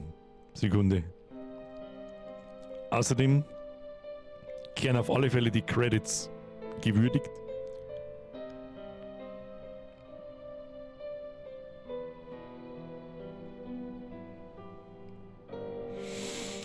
Das ist jetzt extrem schade, dass die letzten 2 Kapitel, kann man es nicht nennen, insgesamt waren es zwar nicht mehr 5, 6 und jetzt das 7., dass die leider nicht mehr an die ersten 4 Kapitel ohne gekommen sind. Schade. Sehr schade.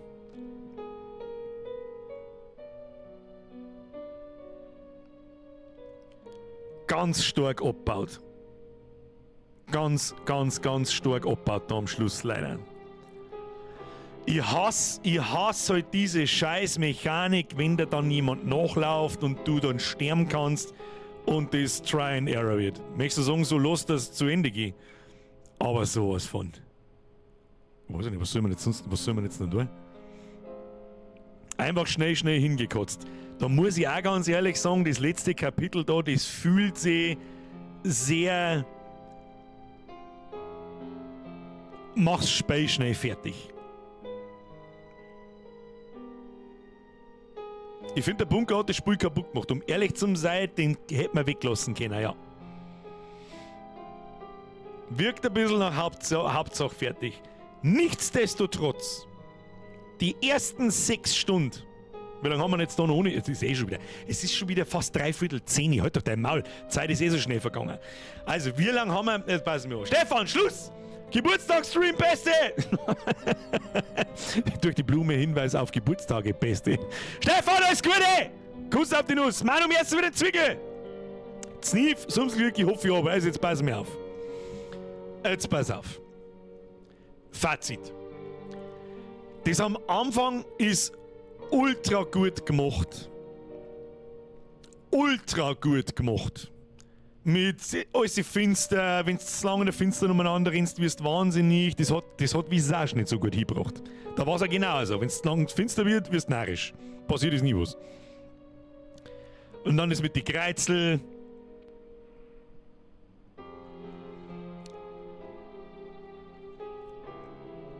Dann, was mir ganz gut gefallen hat, dass du die richtig umschauen hast müssen. Das ist nicht wie in die anderen Horrorspiele.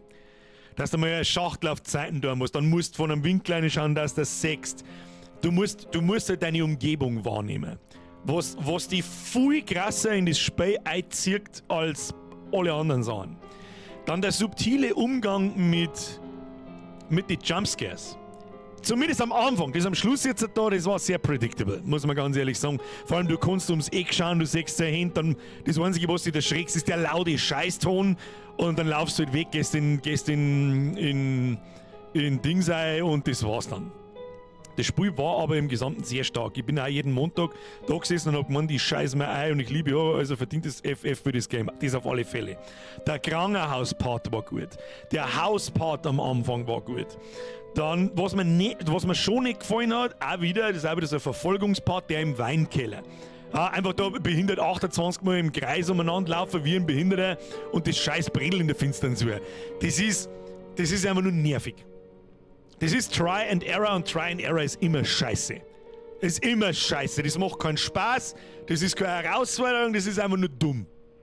Schade. Aber zum größten Teil war dieses Horrorspiel eines der besten, das wir jemals hatten.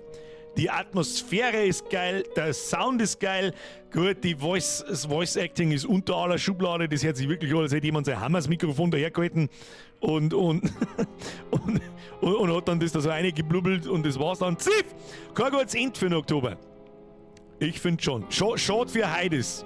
Aber ich erinnere euch auch gern daran, dass wir jedes Mal zu Halloween Scheißspiele haben. Und zwar jedes Mal.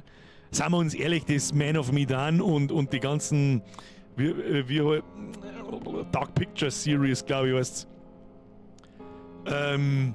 aber auch Mainstream, wo? Ja, was soll man jetzt da? Ich will ehrlich sagen, ich mag jetzt auch nichts mehr tun. So, der Freilich, was ist?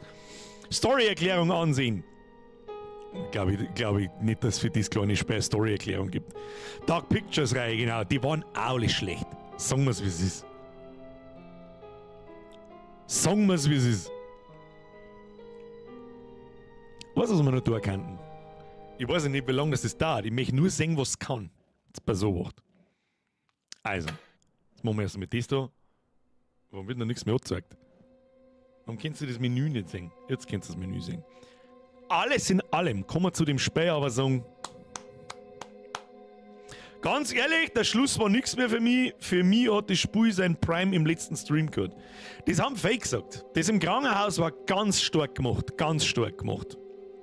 Ganz stark gemacht. Ein runden Don't Scream 1.0 Release, das mag ich jetzt nicht runterladen. Außerdem geht das sowieso nicht gescheit, währenddessen der Stream läuft. Also runterladen. Jetzt passen wir Obacht. Ich hab mir da was runtergeladen. Jetzt pass Obacht. Das ist.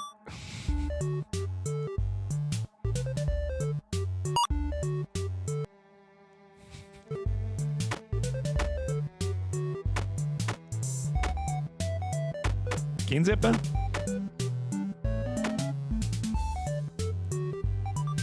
Mika!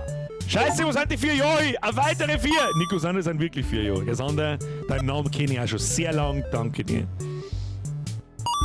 Was sagst du zu Alien Romulus? Geht so. Zu viele Anspielungen an die Königin herself, finde ich. How dare you stand where she stood? Sound nice, what's this? Mich würde selber interessieren, was es ist. Freddy Fazbear's Pizzeria Simulator. Und ich rede von einem Horrorspiel. Und manche Herren wissen es schon was. Es ist ein Ableger, glaube ich, von Five Nights at Freddy's. Ich habe allerdings keine Ahnung, was es ist und was es kann. Es hat nur knapp 30.000 sehr positive Bewertungen und ist rausgekommen 2017. Also hat schon ein paar Jahre auf dem Buckel, aber das ist ja wurscht.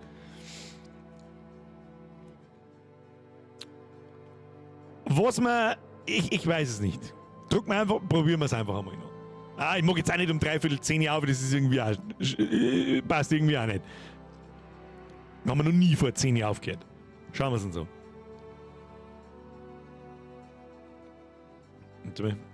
Muss ich OBS noch kurz neu starten. Für das muss man aber einen Like-Button smashen, hab ich gehört. So schaut's aus. Wer übrigens gar kein Englisch nicht kann, für das musst du den Like-Button drücken. Dankeschön. Hörst nicht vor 1 auf. Ja, Janik, das Schöne ist, es wird dann schon ich entscheiden. Warning! Oh, da müssen wir umschalten. Warte mal. This game contains loud noises, flashing lights, and maybe a few jump scares too. And lots of fun. Okay, bin ich gespannt.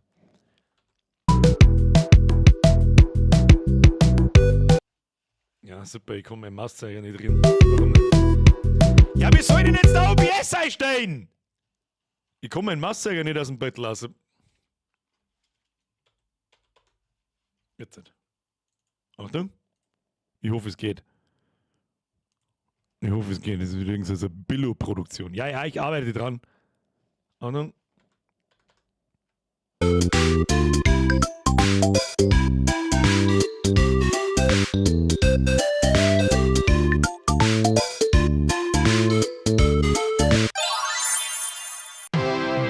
It's a new day. It's your time to shine. It's time to take your career into your own hands. You've saved money your whole life. Great. Now it's time to put all your eggs into one basket and take a huge gamble on your future. A gamble that comes with a 100% chance of success in some cases. What are we talking about? We're talking about becoming a Fazbear Entertainment franchisee. That's right, restaurant ownership and management. Something almost anyone can do with a limited degree of success. Sure, it's a lot of money to invest, but everyone's doing it. And that means it's safe and lucrative. With your initial investment, you'll receive everything you need to get started, including a small room, some tables, and electricity. But don't forget about the money you had left over after buying your franchise package. Use it to decorate, buy a stage, buy attractions and animatronics, and much more. Now, let's take a look at a few things that will help you get started as a Fazbear Entertainment franchisee, such as atmosphere. Making sure your establishment has an inviting atmosphere is essential to bringing in new customers. Entertainment. Having a lot of entertainment value in your restaurant will ensure that customers come back.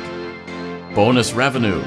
Coin-operated games and attractions can generate additional revenue during the day, which means more money in your pocket, ready for reinvestment. Health and safety. There may be times when you purchase something of questionable quality, and we don't blame you. Cutting corners is just good business. But there are steps you can take to ensure you don't get sued for it. And that brings us to liability. Being a thrifty shopper is smart, but be aware that buying things on sale comes with a certain amount of risk. Aside from the daily risk of lawsuits, there's also the risk that something might be hiding inside whatever you just purchased with that steeply discounted price tag. Of course, that would only be a serious danger if there were something outside that's been trying to get in for months now, which we are not confirming to be the case. This concludes the amount of help we're legally obligated to provide. Remember, you are now the face of the newly rebranded Freddy Fazbear's Pizza. Wear that smile with pride and let's make some money. Fazbear Entertainment is not responsible for disappearance, death, or dismemberment.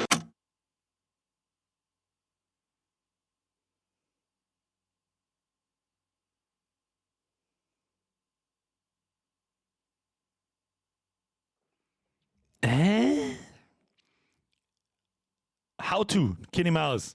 Aber es ist nur ein Two-Step-Guide, ich brauche einen Three-Step-Guide to Restaurant Management.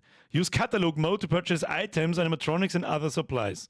Use Blueprint Mode to place items, upgrade items and upgrade your floor plan. Hä?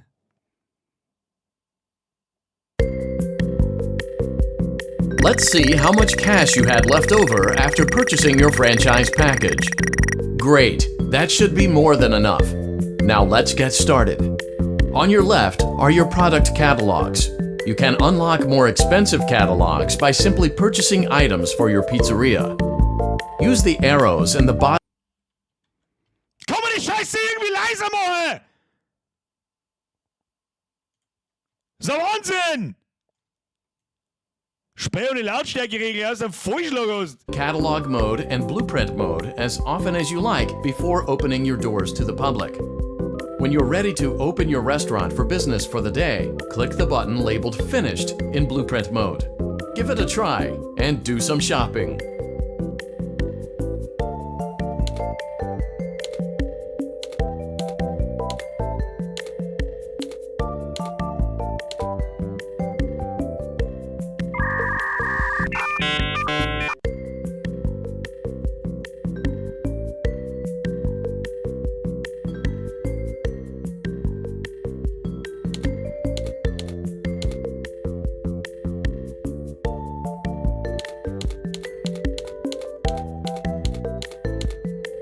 Ja, kauf wieder mit die... Was?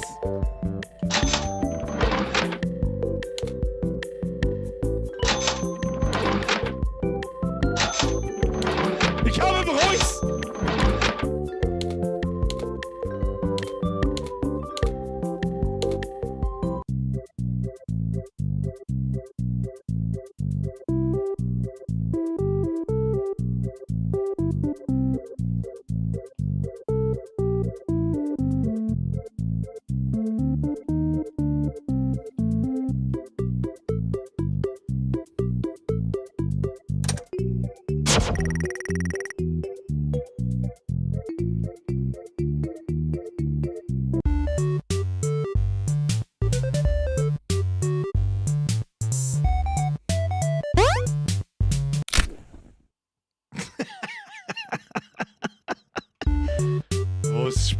Was?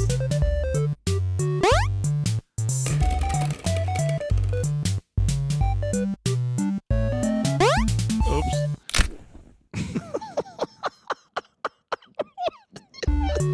What the fuck?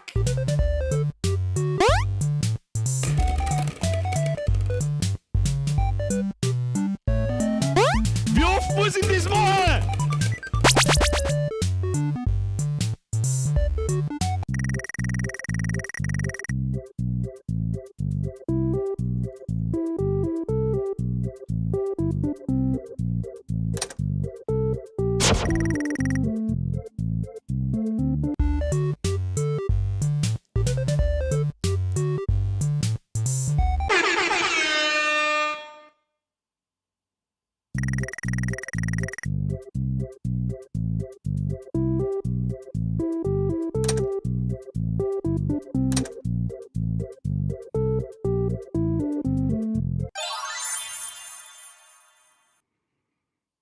Your restaurant is now officially open.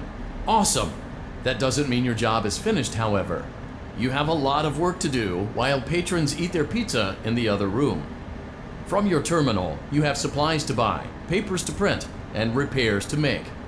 Once you've taken care of all the items on your to-do list, you can log off for the day and get out of there. Money for supplies and repairs comes out of petty cash, so don't worry about it coming out of your pocket. We've got you covered. The only money you have to worry about is if you choose to upgrade any of the equipment in your office. Now, onto other matters. Something to be aware of is that the ventilation system and your terminal are pretty loud and may prevent you from hearing things in adjoining air vents. That won't be a problem if there is nothing in the vents. However, if you feel that something might be in the vents, you have a few tools at your disposal to protect yourself. You can shut off your terminal and the ventilation system at any time to decrease the amount of attention you are drawing to yourself. Also, shining your light directly into a vent will most likely prevent anything from jumping out. You also have 3 tools available from the terminal itself. There is a motion detector, an audio decoy, and a secondary ventilation unit. Keep in mind, however, that you can only have one of these active at any given time. Now get to it. Simply log off when you've completed your tasks for the day, and you can go get some coffee.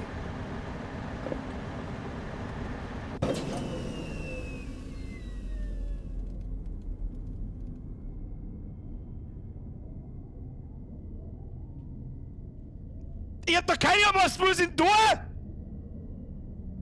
Ich weiß schon, was das da hinausläuft. Tu dich nicht an, weh.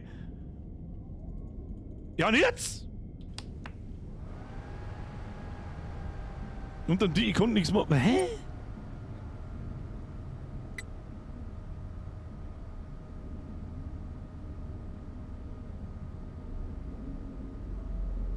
Passiert da irgendwas? Was heißt denn das gerade da unten? Was? Hä? Oh Gott, was ist das? Ich verstehe überhaupt nichts. Audio, select a room to activate music. Nehmen wir den da. Haben wir da, haben das Räume und Gänge oder was? Ich check überhaupt nichts. Was soll denn der Kampf? Okay, ich kann einen Ventilator aktivieren. Silent ventilation is a secondary ventilation system that runs in the background, creating minimal noise. Order Supply, da ist ja nicht so genau diese Dinge. Order Cups.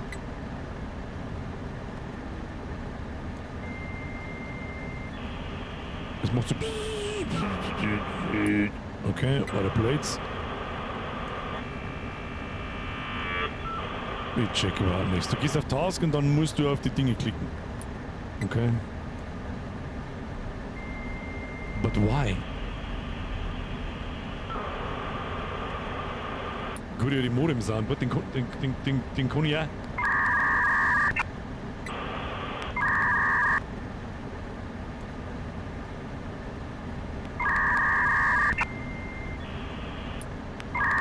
Okay.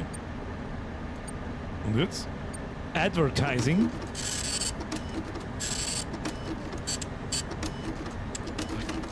Hä? Ich muss jetzt einfach die Dinger durchklicken und warten, bis es gemacht ist, oder was?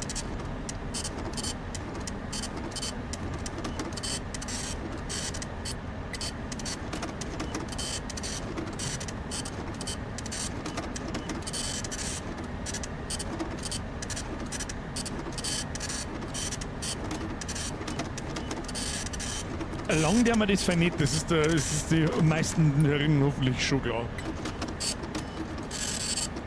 Ich weiß nicht, was, ich check überhaupt nichts. Wo sind wir, wer sind wir, was der wir da, warum der wir das? Keine Ahnung, ich führe ein Restaurant, sage ich das richtig? Gut, die 24 Nagler, Herr Chris Werner, das hast du korrekt erkannt. So, gehen wir zurück, Maintenance, müssen wir dann nochmal. Sehe ich da irgendwas dann auf dem, sind das die Räume oder was? Hä?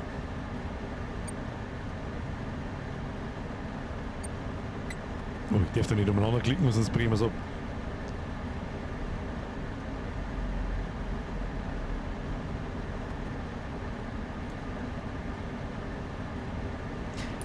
...30.000 sehr positive Steam-Bewertungen.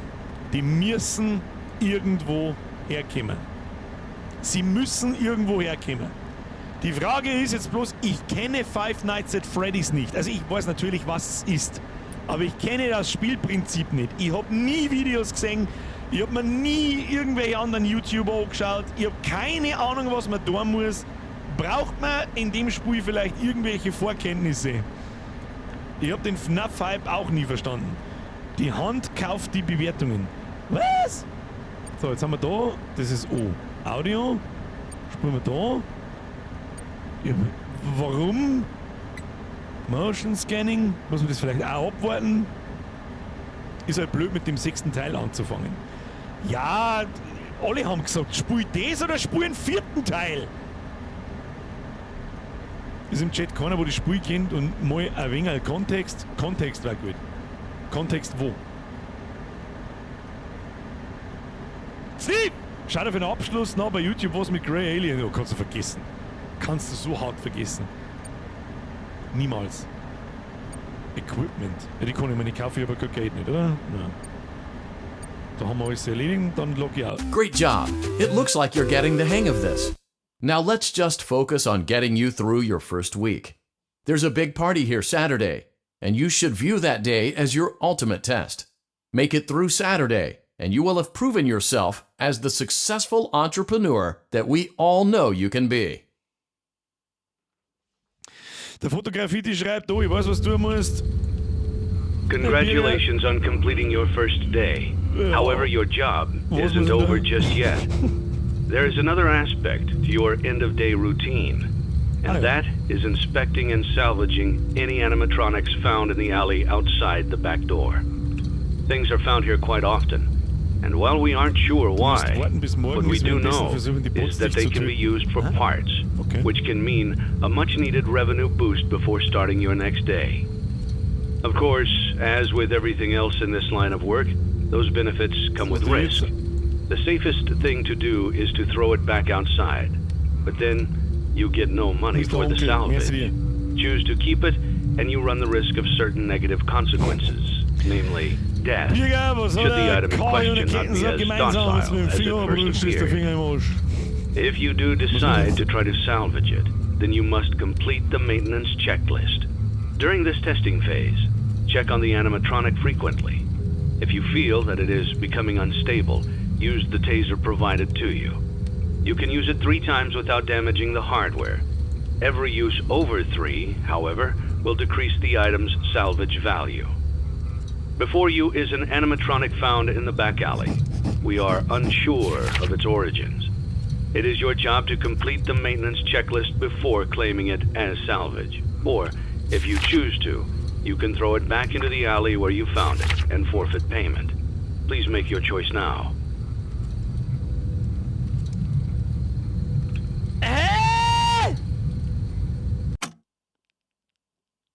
Don't forget Saturday. You want them all to be in one place.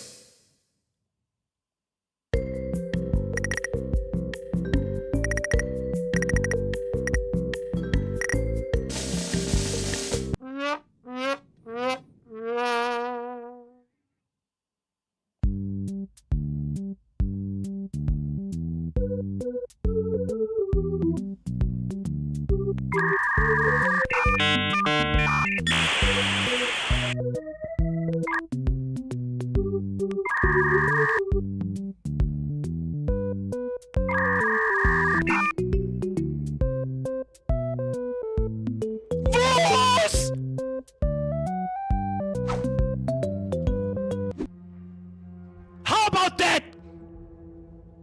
How about fuck you?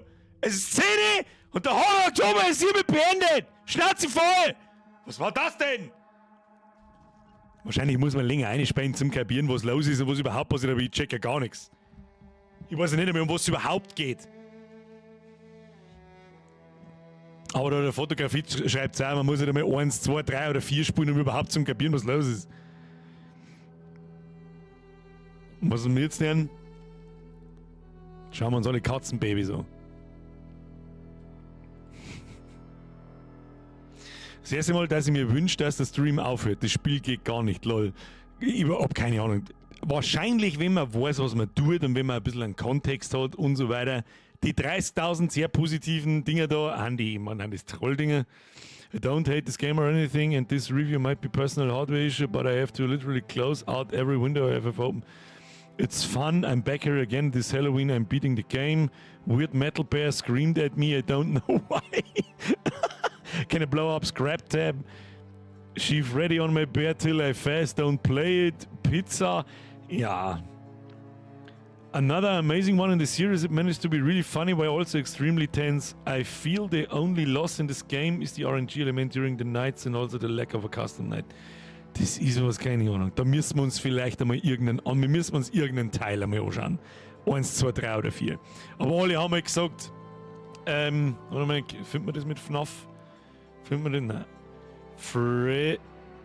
Freddy.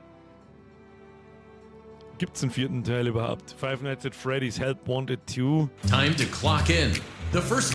Das ist schon wieder. Das ist zumindest eine 3D-Grafik. Da muss man irgendwas machen. Da muss ich, ja gut, ja, keine Ahnung. Ja.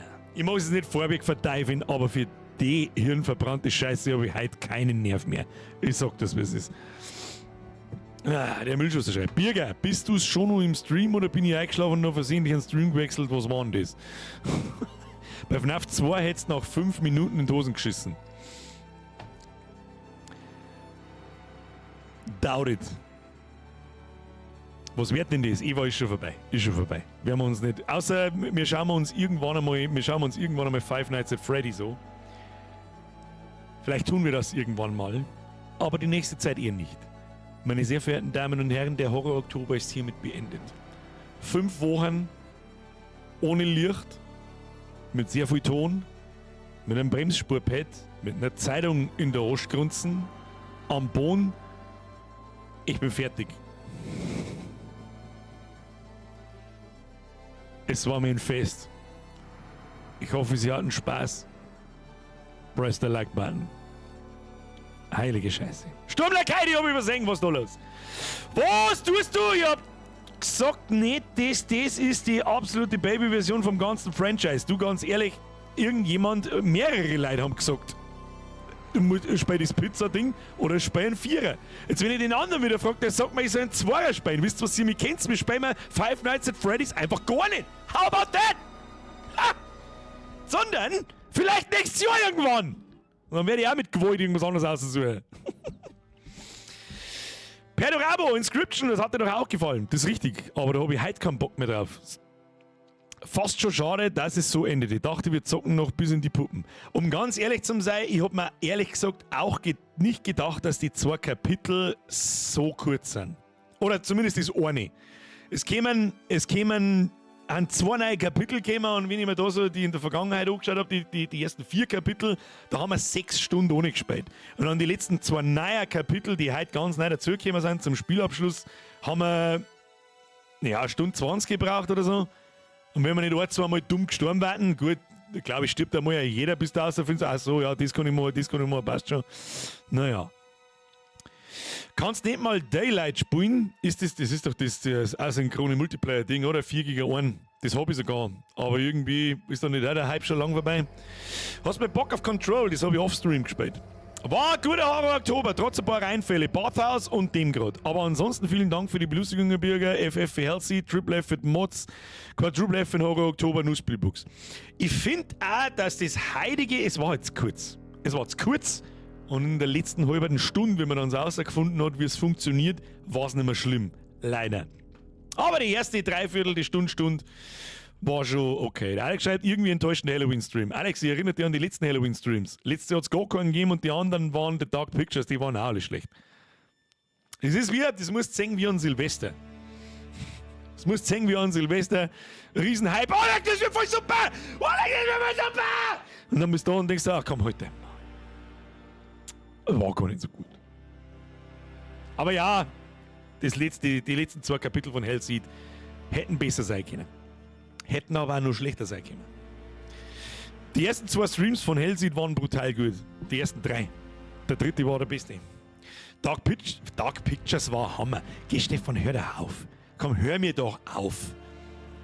Sei mir nicht böse, aber die Dark Pictures Dinger waren alle schlecht. Und zwar wie die Nachtfinster. Das The Village war ein cheesy Scheißdreck ohne Ende. The Man of Medan war cheesy und Scheißdreck ohne Ende. Es ist halt... Little Hope hatte einen guten Twist am Ende. Das war das, glaube ich, in dem Dorf. Dann das in dem Sandler. Nein! Nein! Nein! Laussepp, nein! Der Regie war's, danke für alles in einer schweren Zeit, bist du echt gut wert, kein Mitleid, danke für alles.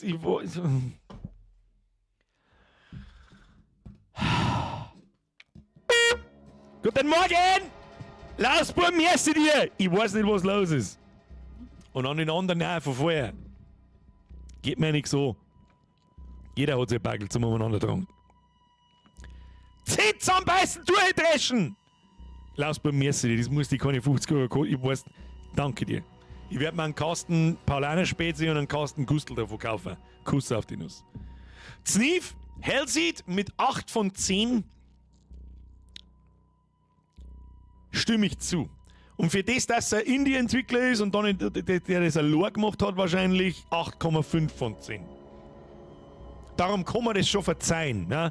Nicht vergessen, das ist ein Entwickler, der das Spiel gemacht hat. Mit ein paar anderen, die halt da so die Stimmen eingesprochen haben. Ja? Nicht vergessen. Nicht vergessen. Ganz furchtbar wichtig. Nicht zu harsch sein. Little Hope war Zaudere, nicht? Und das erinnere ich mich nicht mehr. Ich erinnere mich sehr gut an House of Ashes, der einzige Bürgerstream, den ich zwischendrin ausgemacht habe. So gut war also The Dark Pictures. Genau, das haben wir, glaube ich, wir haben 3 Dark Pictures Spiele gespielt. Man of Medan, Little Hope, hat das auch Little Hope geheißen oder hat das nicht irgendwas mit Village geheißen? Weiß ich nicht mehr, ist egal. Die sind im Dorf halt da und House of Ashes. Und alle, seid mir nicht böse, waren die wirklich gut. Fand Hellseed nicht so gut wie Visage, 6 von 10. Weißt du, was Visage für einen Vorteil hat? Weil es das erste war. 0,5 wieder Abzug wegen einem Bunker, dann haben wir wieder bei 8 von 10. Ja. Für das aber die ersten Kapitel bis zum letzten, bis zum Polizisten noch, das geht auch noch, bis vor den Bunker, waren top. 4213 in der Reihenfolge bei Dark Pictures im Ranking. Da weiß ich nicht, was der Wife in mir sagen möchte mit 4, 2, 1, 3. Das Beste war der 4. Teil, dann der 2., dann der 1., dann der 3., oder was? Manuela schreibt, nicht Dead by Daylight, sondern was ist denn nur Daylight? Was ist das? Was ist das? Ich finde leider nur Dead by Daylight, wenn ich in der Steam-Suche Daylight eingib. Kommt da irgendwie. Was mich wundert, ich mag es jetzt nicht verschreien, aber mich wundert, dass heute mein Internet während dem Stream noch nicht abgehackt ist. Habe ich seit 2 Tagen, seit Dienstag, aber so viele Probleme, dass bloß noch schön wird. Ich hoffe, dass noch alles geht. Ja, Russenmann, da bist du leider Gottes zu spät. Alle 3 waren grottig, dagegen war Until Dawn gut, aber wahrscheinlich war Until Dawn das erste war. Burning Crusade, Schiene hätte ich es nicht sagen können. Und Until Dawn habe ich noch nicht gespielt. Und ich traue es mir nicht spielen, weil ich glaube, das ist sehr schlecht gealtert. Glaube ich. Das war damals einfach ganz was Neues, die Art von Spiel, wie das gemacht ist und so weiter. Das, glaube ich, funktioniert heute nicht mehr. Herr Mühlschuster, ich gebe auch 8 von 10, ohne den Bunker die 9,5 von 10, wenn der Bunker hat es leider zu kaputt gemacht mit der Try-and-Error-Scheiße. Ja. Auf 9,5 darf ich jetzt nicht gehen, aber unter die Indie-Horror-Spiele kann man schon mal von 8, 9 von 10 geben. Visage war kein Indie-Horror, da haben mehrere Leute dran gearbeitet. Ja, war auch Indie-Horror. War kein Single-Entwickler Indie-Horror, so muss man sagen. Was die Naba-Spiele, die Amica-Games-Spiele und so weiter eben schon sind. Und da haben ein paar dabei, die haben so brachial asozial, dass ganz spät ist. Shadowrunner schreibt, Until Dawn hat Henno gerade erst als Remake gespielt. Das war ja eigentlich angedacht gewesen für heute. Until Dawn Remake ist ja neu gekommen, aber sei mir nicht böse, ich zahle nicht für 10 Jahre alt Spiel 70 €. Das ist mal das Erste. Aber egal, ob, da kannst du nur so für einen donaten, deswegen muss ich es gerne nicht aus dem Fenster werfen. Zweitens, es dauert glaube ich 8 bis 10 Stunden. Egal wie man spielt und keine Ahnung, das kriegen wir heute sowieso nicht fertig. Und ich glaube, dass eben dann so cheesy ist, dass ich das heute Gespätet, wahrscheinlich bis um 11, vielleicht 12 und mir dann denkt jetzt, ja, wird schon passen. Tschüss dann. Hellseed finde ich auch ein 8 von 10 und FNAF 6 war ganz klar 10 von 10. Das kann ich nicht beurteilen. Wenn wir das einmal länger spielen und einmal ja richtig spielen, dann kann man mal gucken, was hinter Five Nights at Freddy's steckt. Aber ich muss ganz ehrlich sagen, ich bin so froh, dass dieser verdammte Horror Oktober 2024 war gut, war sehr gut. Hellseed hat viel rausgerissen. April 24th, Nine Child Street. Dann das erste, was auch kein Indie-Horror-Game nicht war, sondern Still Wakes the Deep war super gemacht. Waren schon ein paar richtig gute dabei. Aber trotzdem nichts kratzt an die Scheiße von Madison bis jetzt ohne. Madison hat die Messlatte einfach immer noch hier. Dann immer noch Visage. Das ist einfach so, weil, ja gut, das ist aber auch schon wieder 5 Jahre her. Und weil es halt das erste war, wer weiß, wie gut das funktionieren wird heute. Und dann kommt, glaube ich, das vom Naba, From the Darkness, von letztes Jahr. Summer of 58 war auch brutal gut. Hellseed war brutal gut, und das hat sich in mein Hirn eingebrannt. Das werde ich mir mit Sicherheit, da sehr lange drüber erinnern. Der Jimmy war sehr gut, aber nix kratzt an Madison. Ich frage mich nicht warum. Ich weiß immer noch so viel aus Madison, so viel. Und das Allerschlimmste war die letzte Etappe, wo der Blue Knees halt nachläuft, unsichtbar und immer kurz sichtbar wird und du nur mit der Kamera verjungst. Das werde ich nie vergessen, wie es mir da ins Knacker gefahren hat. Dieses Gefühl werde ich nie vergessen. Hast du ein Beutel für uns vom Jahresmerch? Noch nicht. Zeige ich euch in aller Ruhe am kommenden Mittwoch, nächste Woche. Ich habe eigentlich vorgehabt, nächsten Mittwoch zu zeichnen. Da ich aber fertig bin, beziehungsweise ich bin beim Kolorieren, mit dem bin ich noch nicht fertig. Das muss ich in Ruhe machen. Normal zeichnet man ja immer 1, 2, 3 Sachen und meine Grundidee und so weiter. Darum werden wir mir am Mittwoch... Alfarius! Sie hat ja gesagt! Oh, was soll denn das heißen? Hast du gerade lebenslänglich eingefangen, oder was? Alfarius Sepp! Haben Sie sich gerade lebenslänglich eingefangen? Ich weiß nicht, ob ich tut mir leid oder Glückwunsch sagen soll, ich weiß nicht. Aber manche Leute empfinden das als Glückwunsch. Alles Gute und wird schon werden. Und alles Gute und mein Beileid.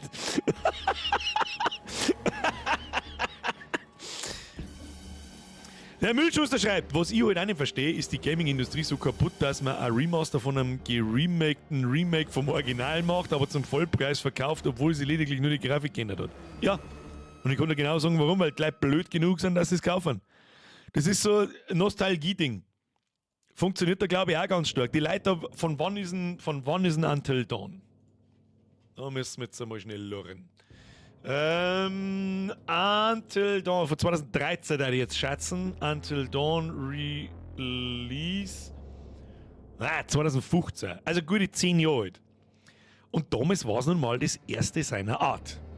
Wie das Spiel funktioniert, dass es so halb der Film ist. 10 Jahre später machst du das Remake und ich garantiere dir, dass Leute, die es damals gefeiert haben, hergingen und das kaufen. Gib mir den Brief und Siegel. Ja, das war super. Und sie dann wundern, warum es nicht mehr so funktioniert wie 2015. Wir haben in dem Moment haben es schon 70 Euro ausgegeben. Dumm. Scheiße.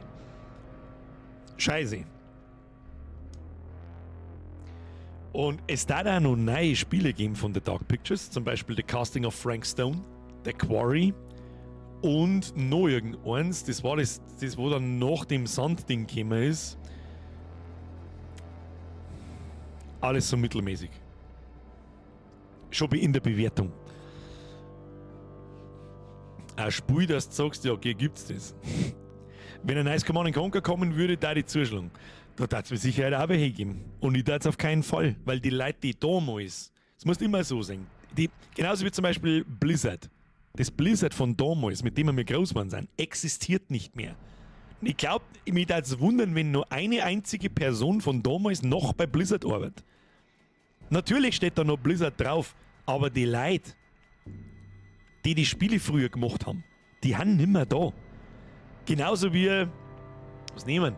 Ubisoft ist aktuell ein tolles Beispiel. Assassin's Creed, unfassbar gutes Spiel gewesen, 2007. Bis Black Flag und ein paar so Geschichten. Und dann hat es auf einmal angefangen, schlechter zu werden. Woran das wohl liegt? Dann wird man greedy, dann kommen Aktionäre dazu, dann muss man natürlich Kosten sparen, dann wirft man die ganzen Senior-Entwickler aus, weil die kosten sauber zu viel, holt sich den neuen einer und dann macht man ein neues Assassin's Creed und dann sagt man ja, was dabei rauskommt. Und so läuft es mit jeder Firma. Mit jeder.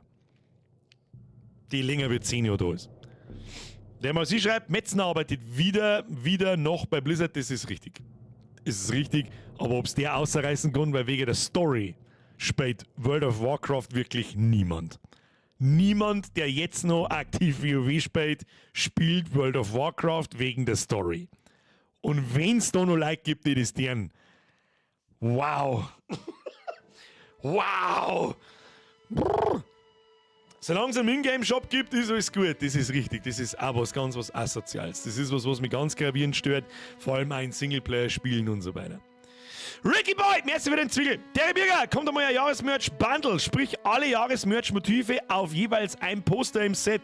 Ja, wenn wir das 10-Jährige feiern. Und da ist auch nicht mehr so lang hin. Tun Sie sich mal nicht hinunter. Da haben wir noch. Ja, jetzt sind 3 Jahre. Krass, Alter. Was? Okay. Wie hat eine Story? Tatsächlich hat's das, ja. Tatsächlich hat's das wirklich. Aber es interessiert mich da ein Scheißdreck. Until Dawn Remake hat eine neue Kameraperspektive und bessere Grafik. 30 € war okay. Ja, 30 € war auch okay. Dort sagt da keiner was. Aber nicht 70. 70 ist ein absoluter Triple-A-Vollpreistitel. Inflationsbedingt sage ich noch, vielleicht sogar noch 35 €.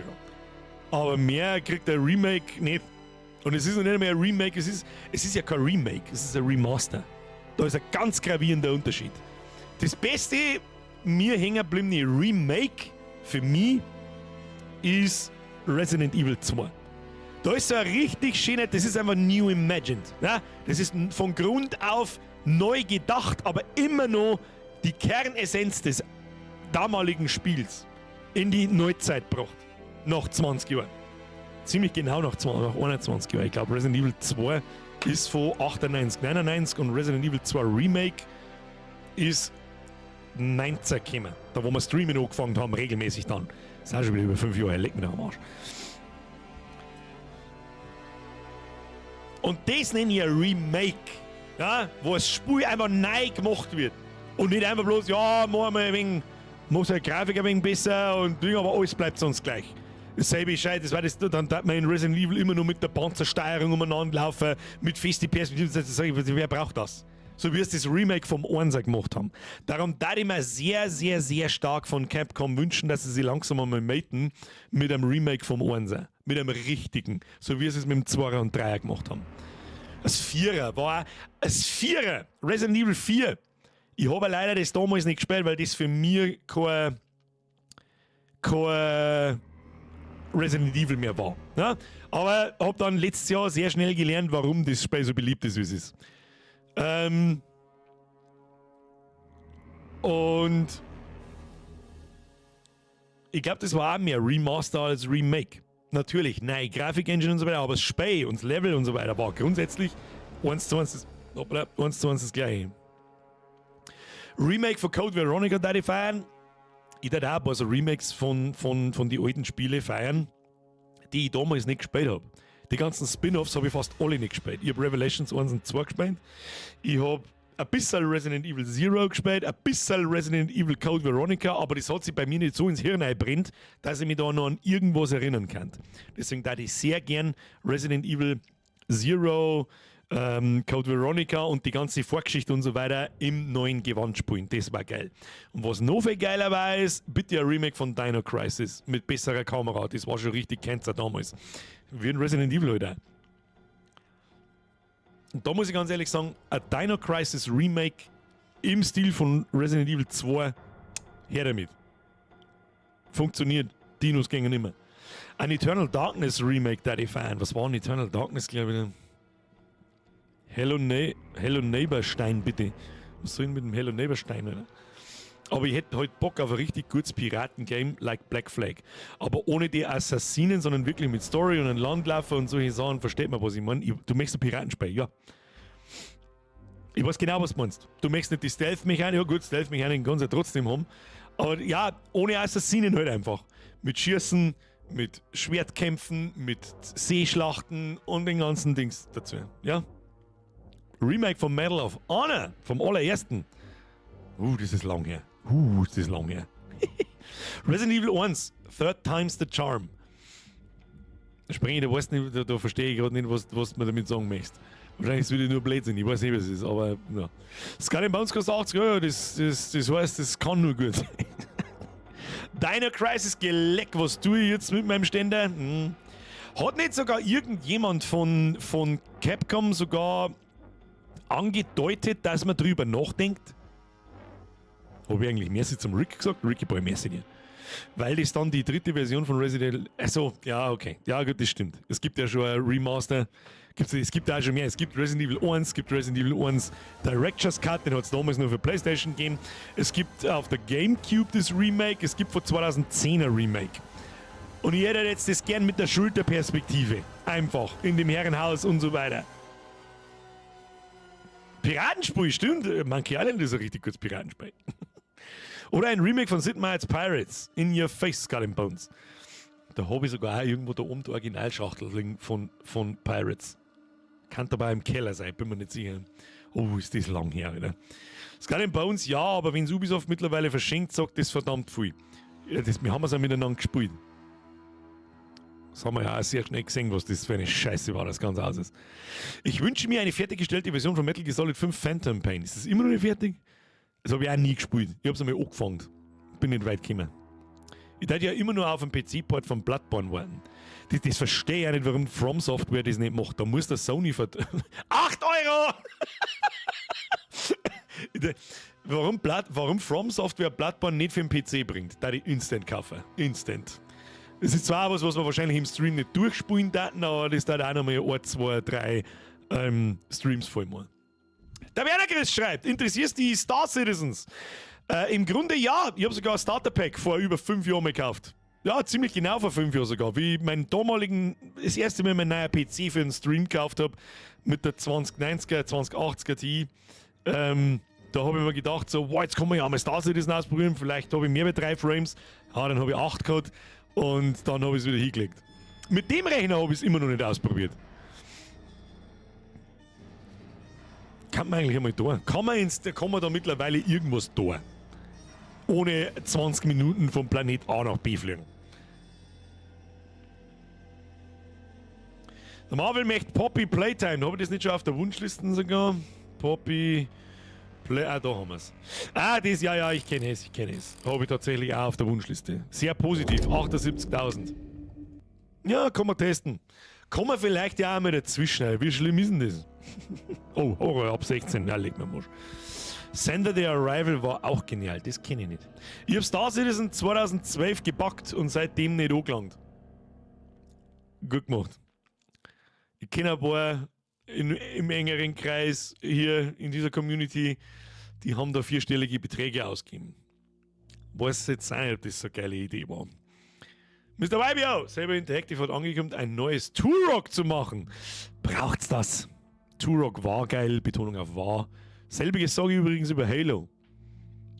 Nie wieder werden Halo-Fans, ich bin keiner, ich finde es aber auch nicht schlecht, nie wieder werden Halo-Fans ein gutes Halo bekommen. Egal wer es macht. Ob's die LGBTQ-Ansammlung macht, die sich als warten kann, oder ob's andere Entwickler warten. Niemand wird jemals wieder ein gutes Halo-Spiel kriegen. So leid's mir tut. Turok 2 Seeds of Evil wäre hart Nostalgie. Stimmt mit dem geilen. Da habe ich, weiß ich noch, für Nintendo 64 habe ich das gehabt. Das war das einzige Spiel mit einer schwarzen Kassette. Und mit einem. Da habe ich ein Expansion Pack von einem da kennen. Das war, glaube ich, eines der ersten Spieler, die den Grafikboost benutzen hat können. Und die lustige Waffe mit dem Hirnfresser. Oh, das haben wir auf einem Multiplayer im Splitscreen gespielt. Das war witzig. By the way, selber Interactive hat auch angekündigt, die alten Turoks zu remaken und für den PC zu porten. Mei, da bin ich gespannt. Da klang der Remake. Da klang der Remaster nicht. Da braucht man ein Remake in der Unreal 5 Engine. Dann kann man eventuell drüber schmerzen. Aber mit einem Remaster brauchen sie in dem Respekt kein Mensch mehr. Außer aus Nostalgiegründen. 4 Spieler Splitscreen auf dem alten Röhrenmonitor. Der kleiner ist also 21 Zoll Monitor, Good Times, genau. Und dann hast du so mit Papppartikeln die Dinger abgeklebt, weil man hat ja immer schauen können, wo der Gegner ist. Das war total. Halo wird da ein Octagon A-Game. Das Gefühl habe ich auch. Als Gothic Remake, das kann man sich einmal anschauen, ja. Ich habe Gothic nie so gefeiert wie viele, muss ich ganz ehrlich sagen, obwohl ich sehe, die Spiele eigentlich sehr gern mag. Haben wir mir eigentlich schon angemerkt, dass der Horror Oktober endlich ein Ende hat und ich endlich wieder normale Spiele spielen kann, ohne dass mit Leid auf den Sack gingen? Ich bin so froh, Alter. Was habe ich denn jetzt da? 16 Minuten? Hallo? Was habe ich jetzt wieder da? Jetzt habe ich auf den Tisch gehabt, jetzt ist mein Hauptmonitor ausgegangen. Habe ich ihn jetzt kaputt gemacht, ja? Das ist jetzt nicht der Ernst. Warte mal schnell.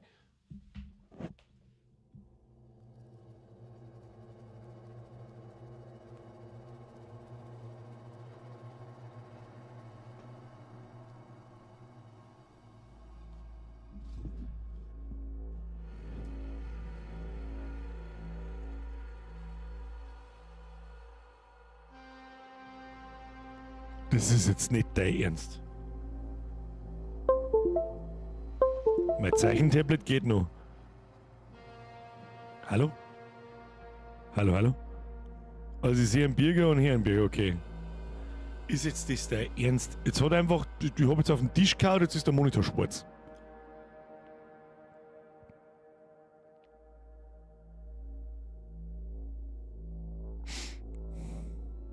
Ja, einfach nochmal.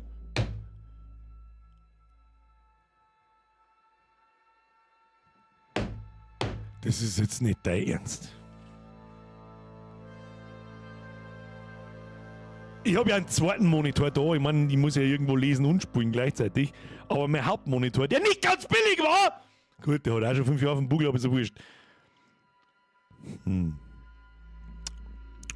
Noch mehr einschalten, dass ich blöd bin oder was? Das tue ich die ganze Zeit schon. Kabel locker. Ja, das habe ich mir auch gerade überlegt, dass vielleicht das Stromkabel rausgerutscht ist oder so, aber das ist drin. Das ist das Problem. Warte mal.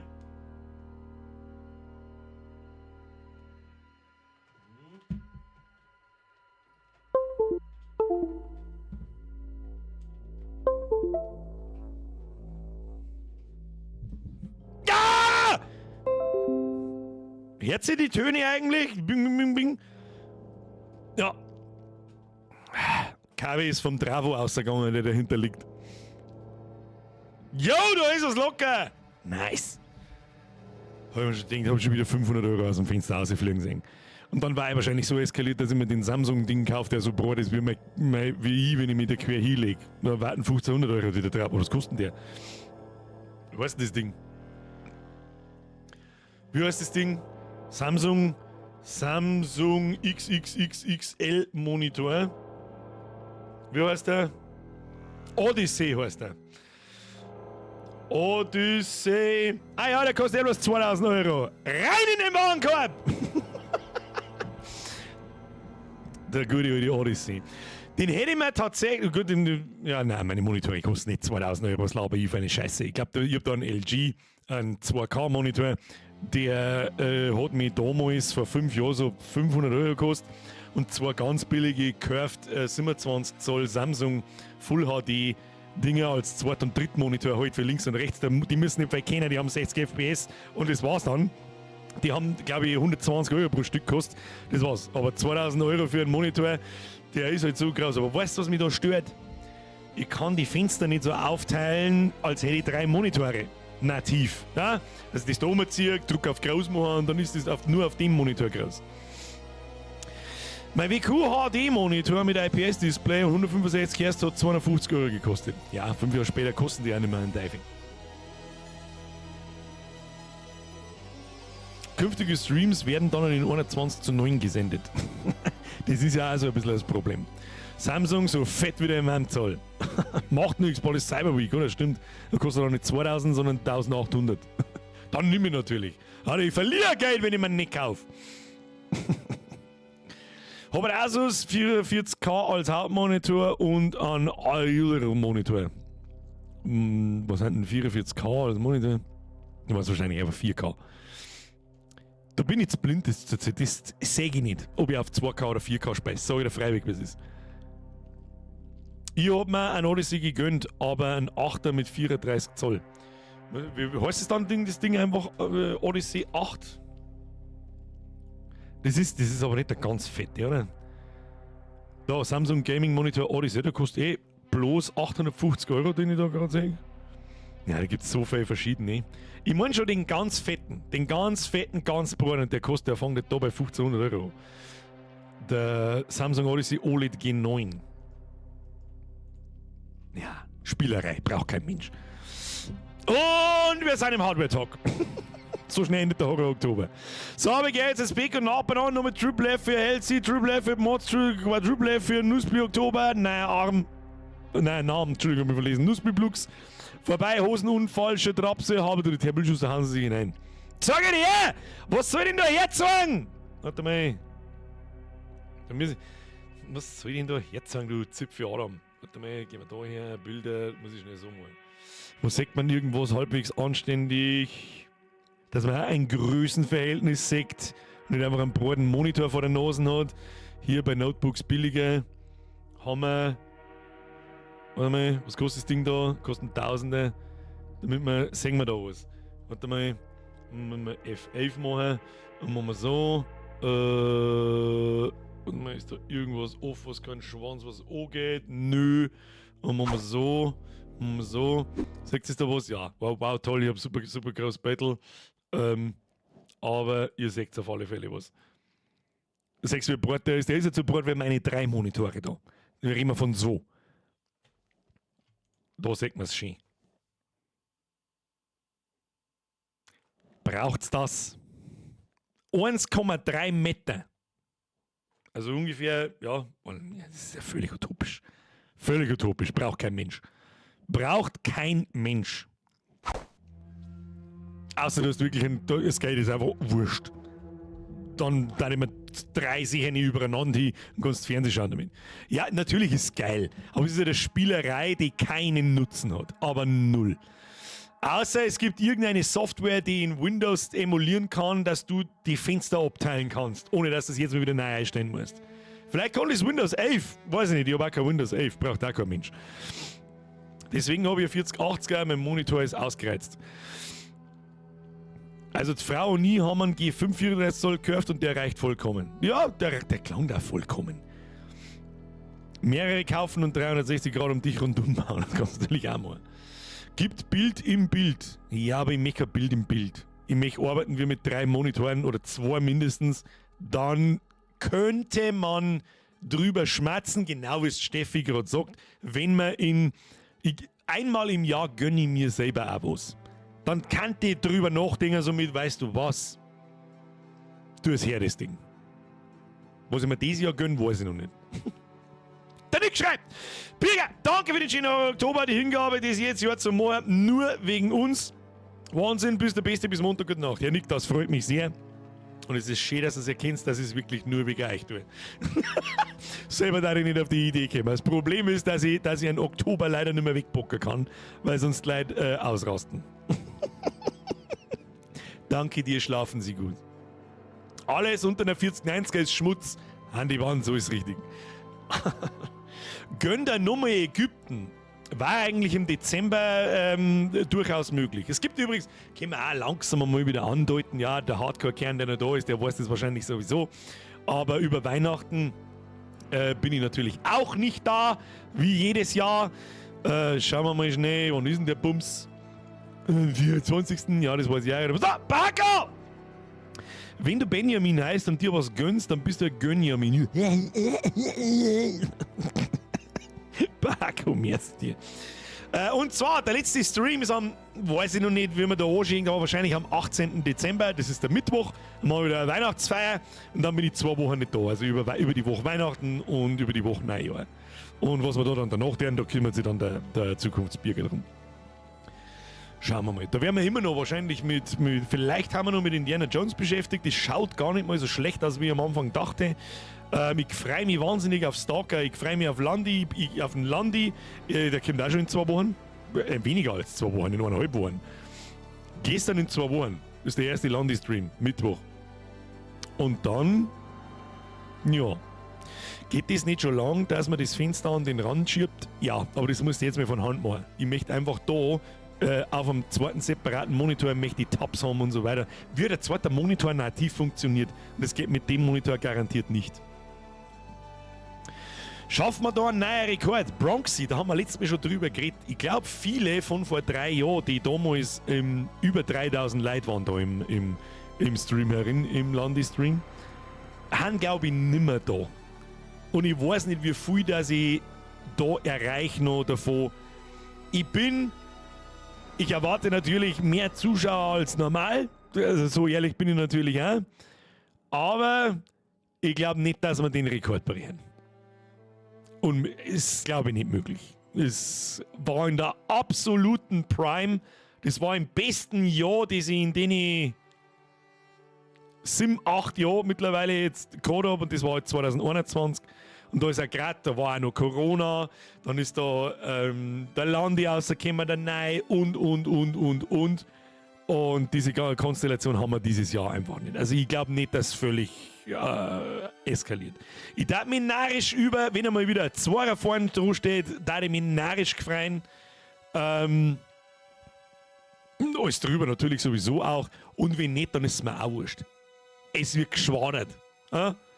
Eingeschwadert in die kleine Schwester! Also ich war damals dabei und bin auch diesmal dabei. Herr Unkrautbahner, da haben natürlich auch noch ein paar dabei, aber so viel wie damals haben nicht mehr dabei. Da bin ich mir fast sicher. Ist auch nur ein Bauchgefühl, ich weiß es auch nicht. Vielleicht schwappt es alle wieder aus, ich weiß es nicht. 2 fahren dran, 200 Leute schaffen wir locker. Der Copinator fragt mich, grüß euch, wie geht's der Bürger? Der Horror-Oktober ist beendet. Mir geht's blendend. Und das meine ich wirklich ernst. Das ist vielleicht schon jetzt mal ein wenig es ist ein Hass. Ich kann es nicht anders beschreiben als Hassliebe. Jetzt schaut ihr so. 1, 2, 3, 4, 5, 6, 7, 8, 9, 10. Das ist der 10. Horror-Stream jetzt. Und jetzt klang's. Jetzt haben wir schon wieder. Jetzt ist November, Alter. Morgen ist November. Wir haben doch gerade erst aus der. Es ist ja jetzt mal das Gleiche. Wir haben doch gerade erst in die Sommerpause gegangen. Ich war doch gerade erst im Urlaub fort. Und dann nochmal kurz übers Wochenende. Das war doch gerade, nein, das war vor einem Monat. Ah ja, und der andere Urlaub war vor 2,5 Monaten. Und in die Sommerpause sind wir übrigens gegangen vor über 3. Wann?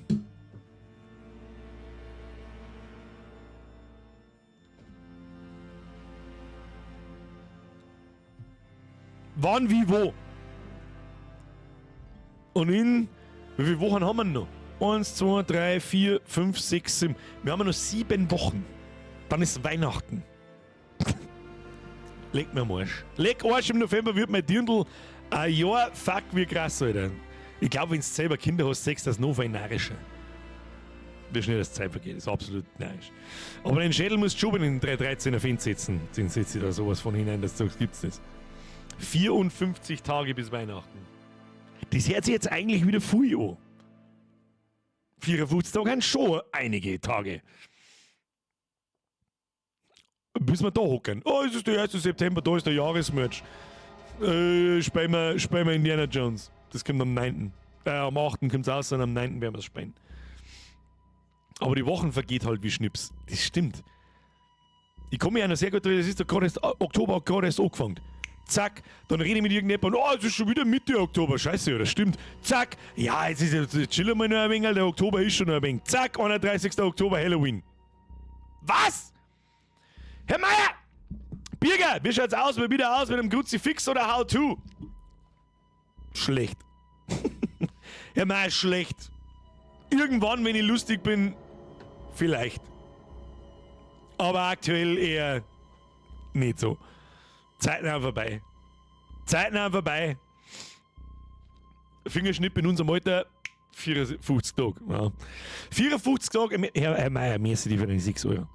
Nächstes Jahr Fable 4 kann ich nicht sagen. Ich bin nicht so der große Fable-Fan. Ich weiß natürlich, was es ist, aber ich habe es nie wirklich gespielt. How to Bildschirm per Faustschlag ausstecken. In einem Jahr bin ich ein Jahr älter wie jetzt. Hey, fix. Also, Gesicht ist ein Gesicht. Das stimmt. Wer da beleidigt war, nur dass der Bürger die Nachricht nicht lesen darf, war das sehr traurig. Ja, das ist ja, wer da beleidigt ist, wessen Nachricht ich im Chat einmal nicht lese, dem kann ich halt auch nicht helfen. Also, nur dazu, wenn es jetzt, nehmen wir mal ein Land zum Beispiel, und es sind wirklich 2000 Leute drin und im Chat eskaliert es, ja, Alter. Fragst du mal irgendeinen anderen Streamer in der Gress, ob die noch überhaupt irgendeinen Chat lesen. Bürger gibt's nur noch live und in Farbe und im Nachschau-Squad, den nicht unterschätzen. Bin jetzt wieder daheim von Helles oder ein paar aufs Maul. Jede Kinder haben Süßes oder Saures gesagt. Was ist einer falsch, der Fall schreibt, les mich jetzt! Ich find's so gemütlicher. Nein, es gibt die Zeiten und es gibt die Zeiten. Ja, deswegen hänge ich ja nach jedem Gameplay-Stream ab 10, Viertel nach 10 immer nur eine Viertelstunde, 20 Minuten Plätschmerz ohne. Das machen wir jetzt schon Ewigkeiten so. Die Zeiten, wo man mir um 10 aufhören zum Streamen, die sind ja sowieso seit über 2 Jahren vorbei. Normalerweise ist es wirklich sehr strikt so mit 8, 10 nach 8, also für andere Streamer haben wir da über eine 10 Minuten Intros oder sowas, ich sitze mir da schon her und labert und dann geht's Spielen los und um Punkt 10 ist Schluss, dann sage ich, so, das war's, ich hoffe, euch hat's gefallen, bis Mittwoch, tschüss. Das machen wir schon lange nicht mehr. Ich finde, ich bin sehr stolz auf mich selbst, wieder mal, dass ich durchhalten mit vorerst noch jeden zweiten Freitag zu streamen seit der Sommerpause, das halt auch ganz gut ist, oder letztes Jahr schon gut hingehauen. Die nächste Runde, jetzt fahren wir wieder 1000 Sachen in den Kopf ein. Jetzt müssen wir schnell Discord aufmachen, da umschirmen, weil alles jetzt auf den anderen Monitor da verschoben hat. Das ist natürlich nichts. So, da sind wir. Path of Exile 2 haben es verschoben. Um 3 Wochen ungefähr. Sie haben aber noch keinen richtigen Release-Termin. Da kommt, glaube ich, übers Wochenende oder demnächst kommt der Livestream, wann das wirklich kommt.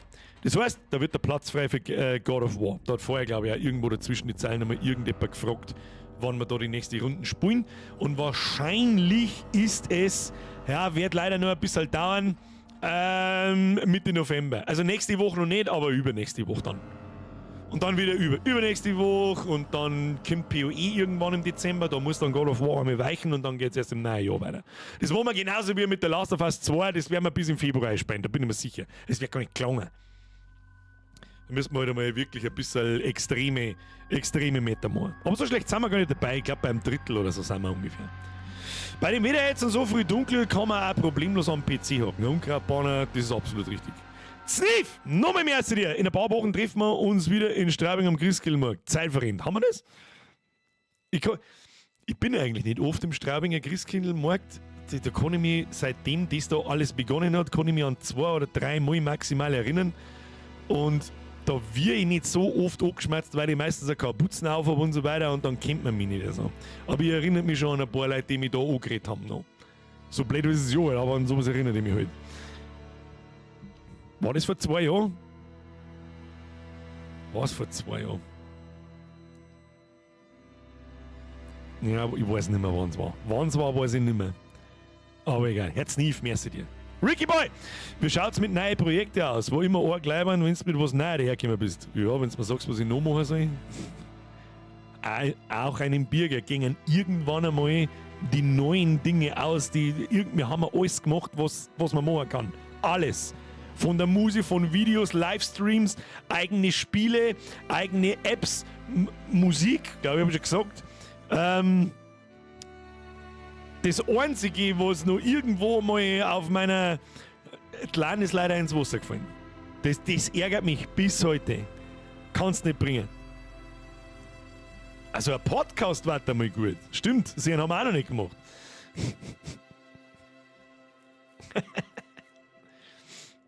Ja, Walker, ich kann jetzt dein Emoji hinten nicht hundertprozentig einschätzen. Das ist nämlich normal der nicht ironische Zwinker-Ding-Emoji da hinten dran.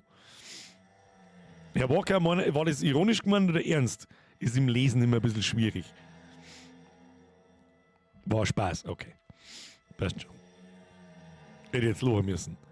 Gut, es schreibt aber auch, glaube ich, der Nightbot auch immer noch alle 20 Minuten einer aus dem Podcast schon gesehen. Ein Retro-Stream war mal wieder nicht schlecht. Das stimmt. Vergiss die Kunst nicht. Rob Boss. Stimmt. Können wir auch nicht mehr machen, da hätte ich letztes Mal fast einen Strike kassiert und das ist mir nicht wert. Ja, was ist eigentlich mit dem Wissenschaftsbaukasten? Stimmt. Das wollten wir letztes Jahr schon machen, ja? Ja, gibt schon noch ein paar Sachen. Schauen wir mal, kriegen wir. Der Winter ist noch lang. Der Winter, außerdem kann man das auch im Sommer machen. Kriegen wir schon. Da steht auch ein Haufen Zeug in der Retro-Reise drin, das haben wir sogar zusammengeschrieben. Die ganze Warcraft-Serie, die ganze Fallout-Serie, die ganze Tomb Raider-Serie, die ganze GTA-Serie, die ganze Elder Scrolls-Serie. Aber das braucht immer ein bisschen sehr viel Vorbereitung. Und momentan ich bin im Endspurt des Jahresmerch, der muss so früh fertig werden, weil das dieses Jahr mit Spreadshirt vorher abgeklärt wird, damit der mittendrin nicht wieder gesperrt wird und sonst irgendeine Behinderung. Darum muss der relativ früh fertig sein. Und bin auch froh, dass ich so früh angefangen habe. Ich weiß noch genau, vor 2 Jahren habe ich erst Anfang Mitte November angefangen und wollte dann halt am 1. Dezember fertig sein und war dann fast nicht fertig geworden. Und habe wirklich bis um 2, 3 in der Früh bin da gesessen und habe gezeichnet. Auch wenn es nicht so ausschaut. Auch wenn es ausschaut, als hätte es ein 4-Jähriger gezeichnet, aber ich gebe mir Mühe. Ich glaube, ich bin Irrzeit, lass mich liegen. Ich habe das letzte Mal zusammenzeit. Ich habe mich natürlich wieder aufgenommen per Video in der Skriptphase, in der Ideenphase, dann beim Skribbeln-Phase, beim Inken und den ganzen Scheiß. Ich bin jetzt ungefähr mittlerweile bei 40, 50 Stunden, wo ich dran sitze. Seit Anfang Oktober. Ja, in der 1. oder 2. Oktoberwoche habe ich angefangen. Seit 3 Wochen. Sagen wir seit 3 Wochen werke ich ohne, 3,5 Wochen. Und ich habe noch nicht fertig koloriert und das dauert neben dem Inken mit Abstand bei mir zumindest am längsten, auch wenn es dann am schlechtesten ausschaut, weil ich 100.000 Sachen ausprobiere. Da bin ich ganz schlecht. Im Anmalen, im Ausmalen. Aber gut. Ein Depth-Counter-Zusammenschnitt. Ja, das wird ein langes Video dieses Jahr. Wie viel Depth haben wir? Der Depth-Counter wird übrigens resettet am Mittwoch. Kommenden Mittwoch ist Depth-Counter Reset, wenn wir einen Zeichenstream machen. Weil irgendwann muss ich mal eine Zahl da reinschreiben in Jahresmerch. Und ich hoffe, dass es kein Vierer mehr von uns gibt. Wann zur Hölle haben wir so oft gestorben? Wann haben wir knapp 400 Mal gestorben? Was haben wir als...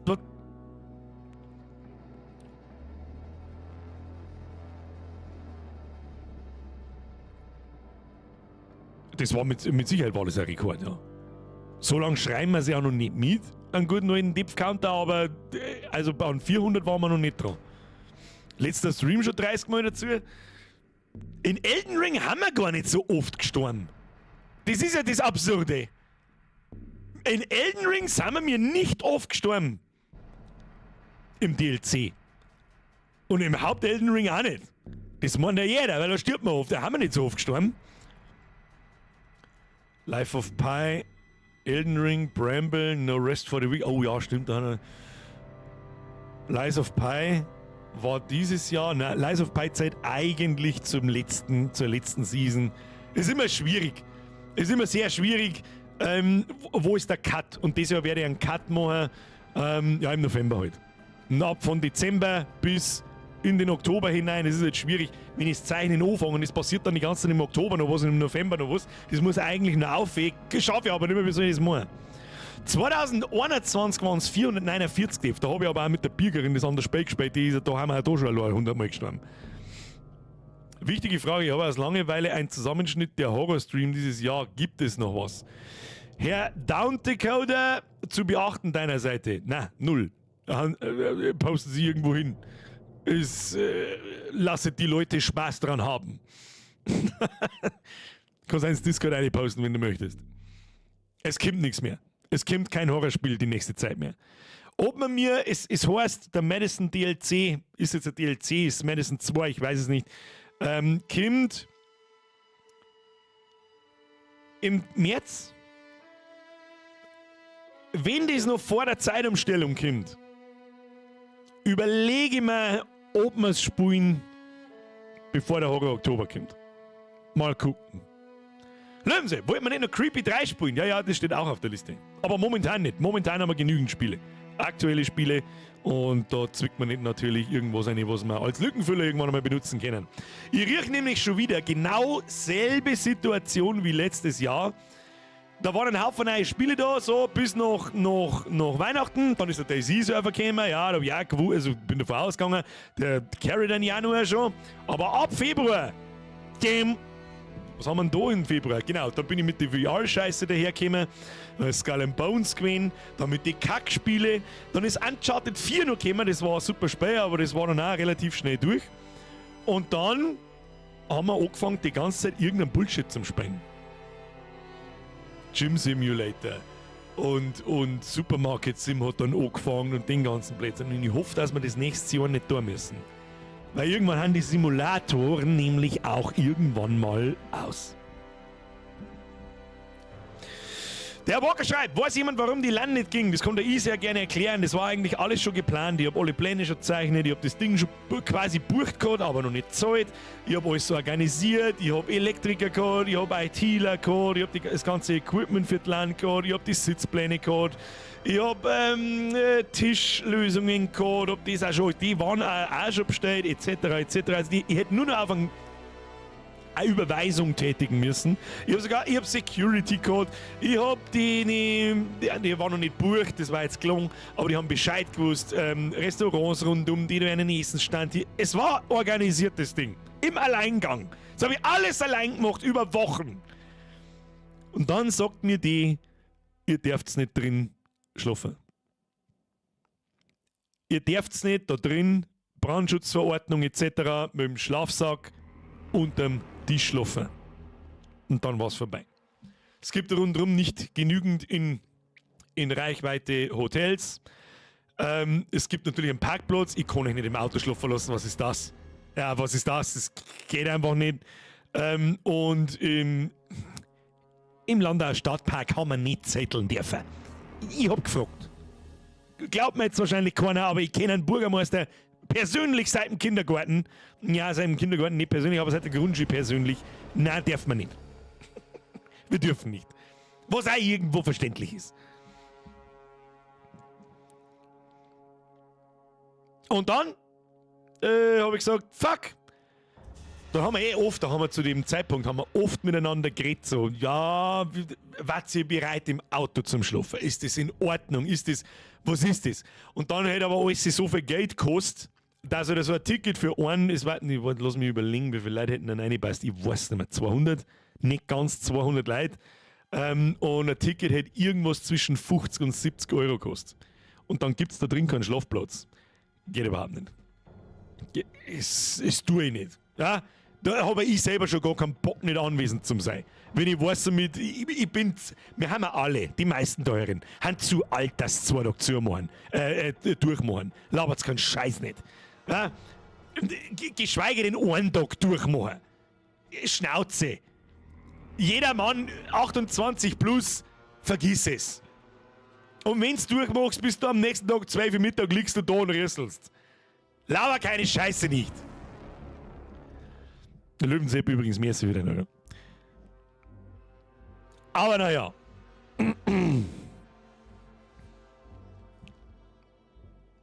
Einen Tag durchmachen, ich halt mittlerweile Nachmittagsschläfchen. Spreng ich same hier. Habe ich heute erst gemacht. Ich habe mich heute um 4 Uhr bis um 5 Uhr habe ich mich auf die Couch gelegt und bin kurz eingerasselt. Weil ich da durchmache, das ist ein Vollschlag. Kannst du vergessen. Was war bis jetzt so heuer dein Nummer 1 Game? Richtig gute Frage.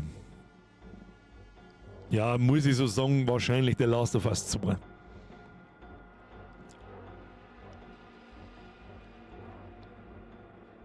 Das haben wir ja bis in das Heilige dieses Jahr eingespielt.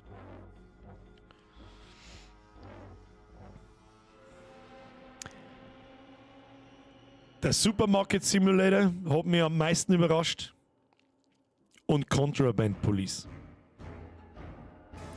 Und das beste Spiel für mich dieses Jahr ist ganz klar der Elden Ring DLC. Steht eigentlich völlig außer Frage. Der war brachial gut. Mittagsschlaf halten hat mit 30 plus angefangen. Ja, ich tue das auch schon eine Zeit lang, tue ich nicht, aber. Nein, tue ich natürlich nicht, ich bin ja 28 plus. Wie ist eigentlich der Name Birger zustande gekommen? Ich heiße so. So ist er zustande gekommen. Das ist ein schwedischer Vorname. Mein Pap ist zu einem Teil Schwede gewesen und ich habe 4 Vornamen und einer davon ist Birger und wie der natürlich aufgekommen ist, seitdem heiße ich bei ihm jeden Birger. Erst einmal ist gelacht worden, früher Grundschule, Hauptschule.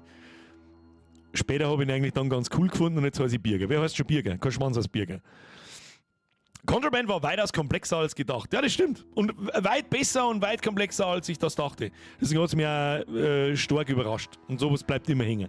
Genauso wie der Supermarket Simulator. Da habe ich die ganze Zeit gedacht, wir späten seine Scheiße. Dann bin ich da geguckt. Und kassieren, lass mich, gut, einräumen, ausräumen, Schachteln hinterdrehen, keine Ahnung. Bin gespannt, wie du die 7 verarbeitest in deinem neuen Motiv. Ja, Werner Christi ist schon verarbeitet. Sage ich euch am Micker. Allerdings muss man es wahrscheinlich, wie bei dem Motiv letzter, da muss man es auch wissen, dass dieser 6er war oder als 6er gedacht ist, weil sobald die kleinen Dinger drin sind, erkennst du nichts mehr.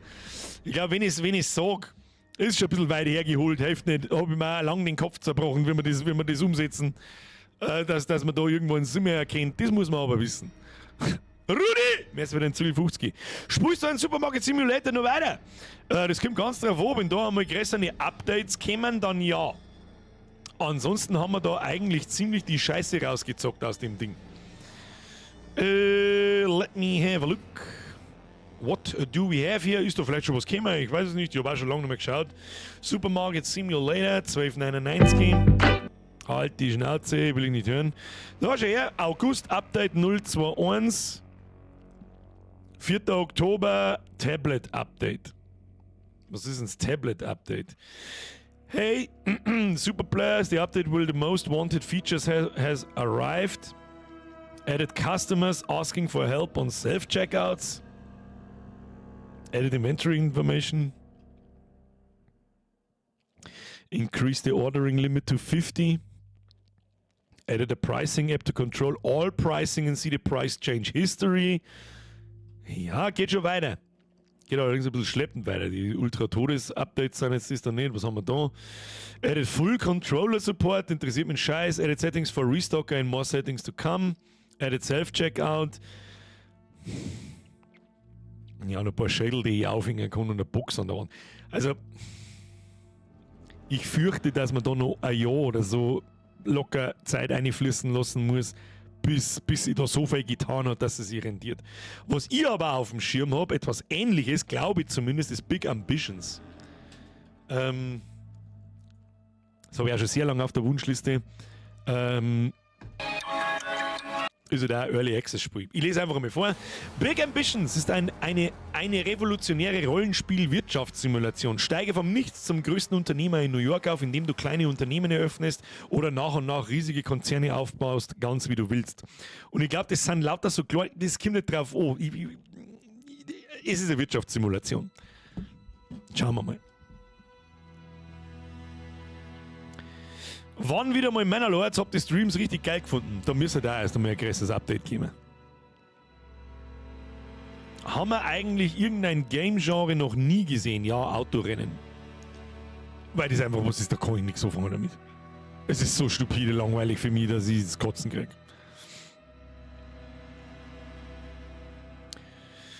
Der TCG Card Shop Simulator was für die? Mr. Lilupan? Ja. Steve! Wieso fängt jetzt das einfach zum Ding an? 7.12. vor dem Haus des Kindes in Straubing. So narrisch gleich aufgeschrieben. Warum hast du das Foto ausgesucht jetzt die ganze Zeit, oder? Wahrscheinlich. Steve, merci dir, Schluss. Ja, kann ich mich nicht mehr erinnern, dann glaube ich. Oh, Miss Lilupan! Ah! Did you just assume my gender? Weißt du, was ich sag? Daily Lupan! Ja, jetzt hast du einen Trick. Ja, war tatsächlich was. Habe ich schon kurz da überlegt, ob ich das Offstream spiele. Weil ich mir gedacht habe, ich brauche jetzt irgendein gemütlich Spiel zum dahinter und irgendwas mit Sammeln und keine Ahnung. Und dann habe ich es doch nicht da, weil ich mir gedacht habe, das hebst du mal sicher als aber für den Stream auf. Day Dem bitte, okay. Day Lilu Demupan. Kriegen wir schon hin. So! Kinder, jetzt ist Punkt 11. Schau her, jetzt haben wir noch, was haben wir jetzt? Wir haben jetzt eine Stunde da geschmerzt. Was haben wir jetzt geschmerzt denn? Ja, Zeit rennt einfach dahin. Was ich jetzt sage, ich mache jetzt eine Rauche, das ist einmal das Erste. Wenn man eine Rauchmaschine nicht findet. Dann muss ich einmal schauen, ob die Frau schon wieder daheim ist. Oder ob die Hund alles zugeschissen haben. Dann, und essen tue ich was. So sieht's aus. Lebenssepp, hast du Wukong Black Myth Souls-like schon mal angeschaut? Auch privat angeschaut habe ich es mir, aber nicht gespielt. Ich kenne es, aber das ist leider mitten in der Sommerpause rausgekommen, währenddessen ich im Urlaub war und dann habe ich ja schon nicht mehr wollen. Like pressen nicht vergessen. So sieht's aus. Und jetzt da die sagen, ich bin sehr froh, dass der Horror Oktober ein Ende gefunden hat. Ich hoffe, Sie hatten einen Monat lang großen Spaß. Es waren sehr gute Spiele dabei, waren aber 1,5 Ausfälle dabei, The Bathhouse und die letzte halbe Stunde heute. Das ist ein bisschen schade, aber der Halloween war schon immer beschissen. Sieht so aus. Schöne Grüße an den Nachschau-Squad. Ich bedanke mich herzlich fürs Zusehen. Endlich kann ich mir meine Hosen wieder anziehen. Endlich kann ich das Licht wieder einschalten. Und endlich kann ich wieder einen Ton laut machen. So sieht's aus. Und die da ist seit 3 Wochen die gleiche. Die lege jetzt der Bürgerin einfach wieder ein, da wo ich es her habe. Da freut sie sich mit Sicherheit. Und ich würde sagen, ich wünsche euch ein schönes Wochenende, morgen einen schönen Feiertag. Wir sehen uns am Montag mit Call of Duty, nächsten Mittwoch mit Zeichnen. Ich schreibe es aber auch nochmal ins Discord hinein. Sonntag auf die Nacht, wer noch nicht im Discord ist, rein damit. Wer noch kein Abo nicht da lassen hat, machst du mal ein Abo rein, machst du mal die Glocke aktiv, das Allerwichtigste, Like smashen nicht vergessen. Danke fürs Zuschauen, danke für die Interaktion im Chat, danke fürs nicht ausrasten, das sei vielleicht nicht so gut war, wie sie das einige erhofft haben, aber ein bisschen gut war es trotzdem. Danke für die ganzen Donations, danke für die ganzen neuen Mitgliedschaften, da waren auch ein paar dabei und danke für die ganzen alten. Und jetzt schaut's, das Land gewinnt. Triple F für die Moderatoren, rein in die Geräte! Wie mein Rechnungswesenlehrer immer gesagt hat, wenn wir den Taschenrechner benutzen sollen, rein in die Maschine! Und währenddessen ist eben da immer so ein bisschen Brusthaar ausgehängt. Das sieht man bei mir leider nicht, weil ich einen Bart habe. So, das war der Herr Hagenburger übrigens. Und seine Alte war auch da, das war die Frau Hagenburger. Und bei dir haben wir TV gehabt, da hast du mal am Anfang Maschinen schreiben gelernt und hast einzelne Buchstaben drucken müssen, die sie diktiert. Und sie hat aber kein R nicht gescheit sagen können. Ich brauche nicht schmerzen, ich kann ein R auch nicht gescheit sagen. Aber sie hat halt H-A-E-V-G. Egal wer in Landau Frau Hagenburger gehabt hat, wenn du ihm sagst H-A-E-V-G, rein in die Maschine, dann weiß er sofort, was geschlagen hat. Und jetzt verpisst euch ins Bett. Gute Nacht miteinander. Habe! Ja, verkehrt rum. Schatz, das Langwitz. Vielen Dank für alles. Schönes Wochenende. Tschüss dann. Sprengi kriegt nur sein letztes.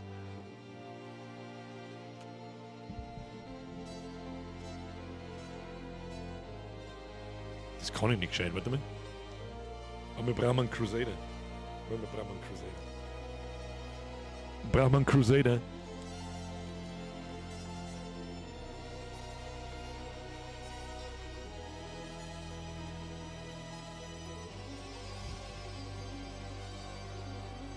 Paladin der Herzen. Tschüss dann.